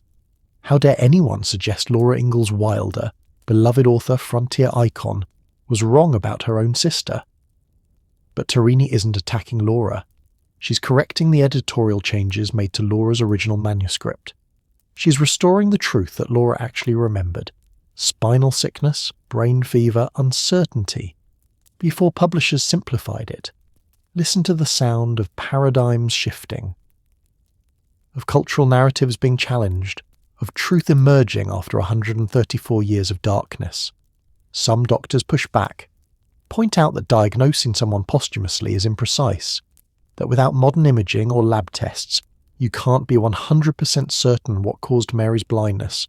They're right, you can't be 100% certain. But you can look at the evidence and say, this is far more likely than that. Scarlet fever causing permanent progressive blindness in a patient who showed no characteristic rash or throat symptoms. Highly unlikely. Viral meningoencephalitis causing fever, severe headaches, facial paralysis, and progressive optic nerve damage. Fits perfectly, explains every symptom, matches contemporary medical descriptions. Dr. Buddy Creech from Vanderbilt says it best. Blindness can occur if the disease affects the optic nerve, and it's entirely possible that Mary Ingalls had the condition. The medical community accepts the new diagnosis. The evidence is too strong to ignore. But the cultural narrative is harder to change, because stories, once established, have inertia. They resist change. They fight back. In 2025, 12 years after Tarini's study, most people still believe Mary Ingalls went blind from scarlet fever. The TV show is still the dominant version of the story in people's minds. The books are still read as historical fact rather than edited memoir. Changing a popular narrative is like turning a battleship. Slow, difficult, requiring constant pressure. But it's happening. Slowly. Articles like this one, videos like this one, teachers updating lesson plans, medical students learning the correct diagnosis. The truth is spreading. Displacing the myth, giving Mary her real medical history back. And it matters, not just for accuracy, but for Mary herself, for her memory, for the truth of what she endured and survived. She didn't go blind from scarlet fever. She went blind from a brain infection that should have killed her but didn't, that destroyed her optic nerves but left everything else intact, that stole her sight but not her intelligence, her resilience, or her dignity. That's the real story, the harder story, the truer story. And finally, it's being told. You're standing at the end now, the end of Mary's story, the end of the 134-year mystery, the end of the comfortable lie and the beginning of the uncomfortable truth. So what does it all mean? What do we take away from Mary Amelia Ingalls, who went blind at 14 from a brain infection and lived to 63? First, truth matters, even when it's complicated, even when it's less narratively satisfying than fiction, even when it challenges beloved stories. Mary deserved her real medical history. For 134 years, she was defined by a disease she didn't have. For 134 years, the story of her blindness was wrong. That matters. Medical truth matters. Historical accuracy matters. Not because we're trying to destroy childhood memories or diminish Laura Ingalls Wilder's legacy, but because Mary was a real person. She lived. She suffered. She survived. And she deserves to have her suffering accurately described. Second, resilience isn't about the cause, it's about the response. Whether Mary went blind from scarlet fever or meningoencephalitis doesn't change her courage, doesn't diminish her adaptation, doesn't make her survival less impressive. She went blind at 14, spent 2 years in darkness thinking her life was over, then went to school, learned Braille, earned a diploma, came home and built a productive, meaningful life. That's remarkable regardless of which virus destroyed her optic nerves. The story we should be telling, the story that matters, isn't about the disease. It's about what Mary did after the disease, how she refused to let blindness define her, how she learned, grew, contributed, lived. Third, disability doesn't mean inability. Mary made fly nets, taught Sunday school, took care of her aging mother, earned money, lived independently for decades, all while completely blind. She wasn't poor blind Mary.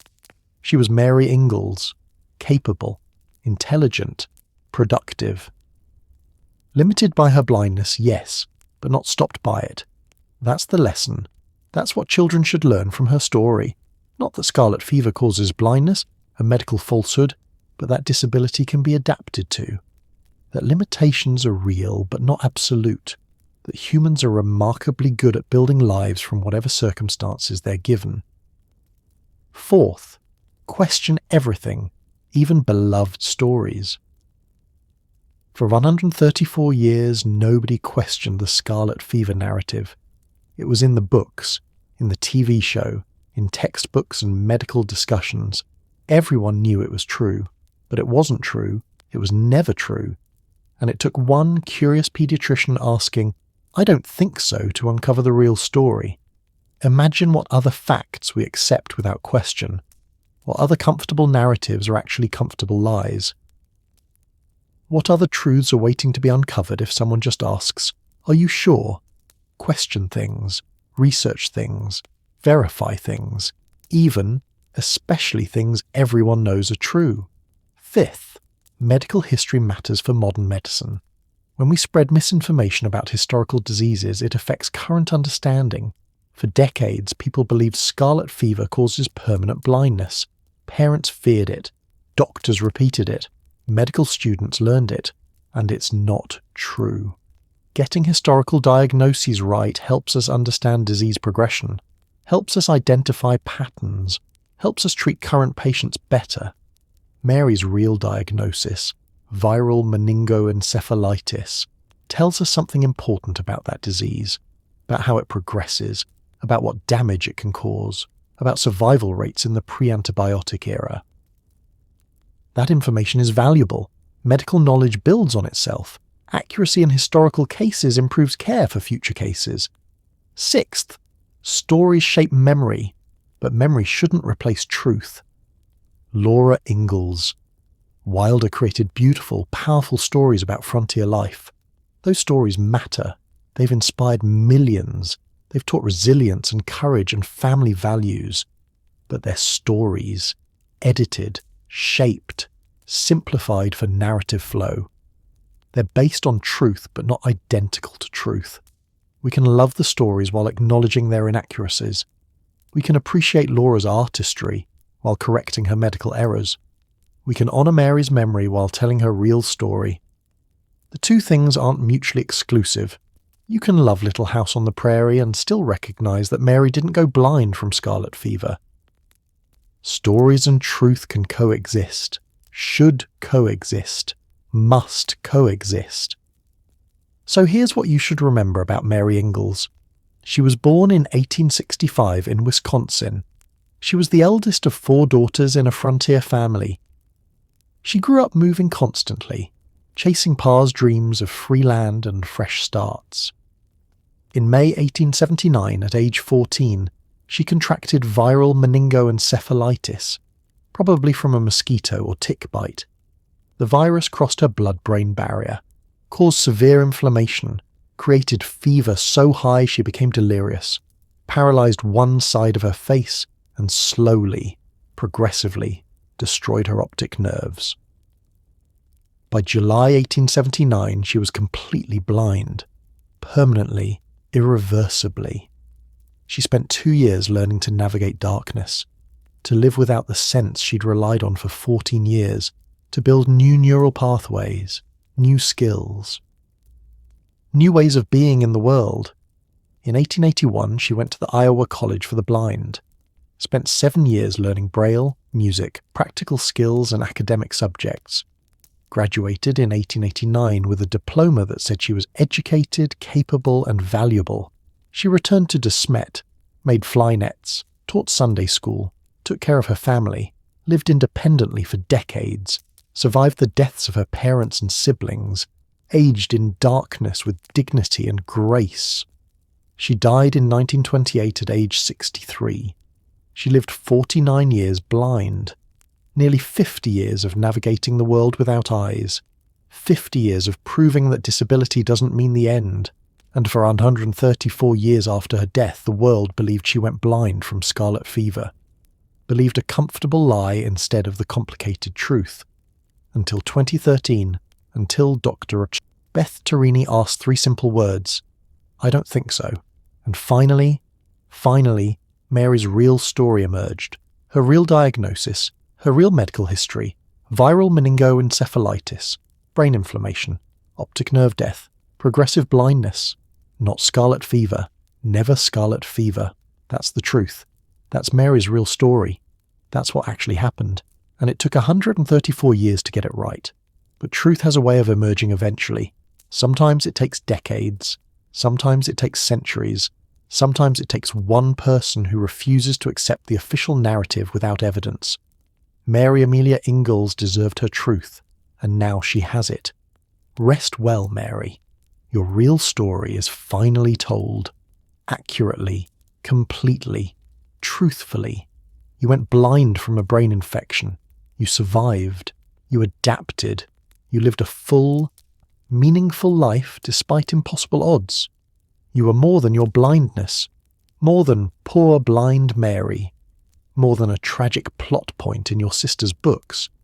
You were Mary Amelia Ingalls, survivor, fighter, learner, teacher, human being who refused to let disease define her. That's the story worth telling. That's the story worth remembering. That's the story that will make people revisit this channel, share this video, remember this truth. Because in a world full of comfortable lies, truth is revolutionary, and Mary's truth, her real, complicated, medical truth, deserves to be known. Thanks for listening. Drop your city and local time in the comments. Share this with someone who loves Little House on the Prairie. Subscribe if you want more stories that challenge what you think you know. And sleep well. Because you just learned something true, something important, something that took 134 years to uncover. Mary Ingalls went blind from viral meningoencephalitis, not scarlet fever. Never forget that. Good night.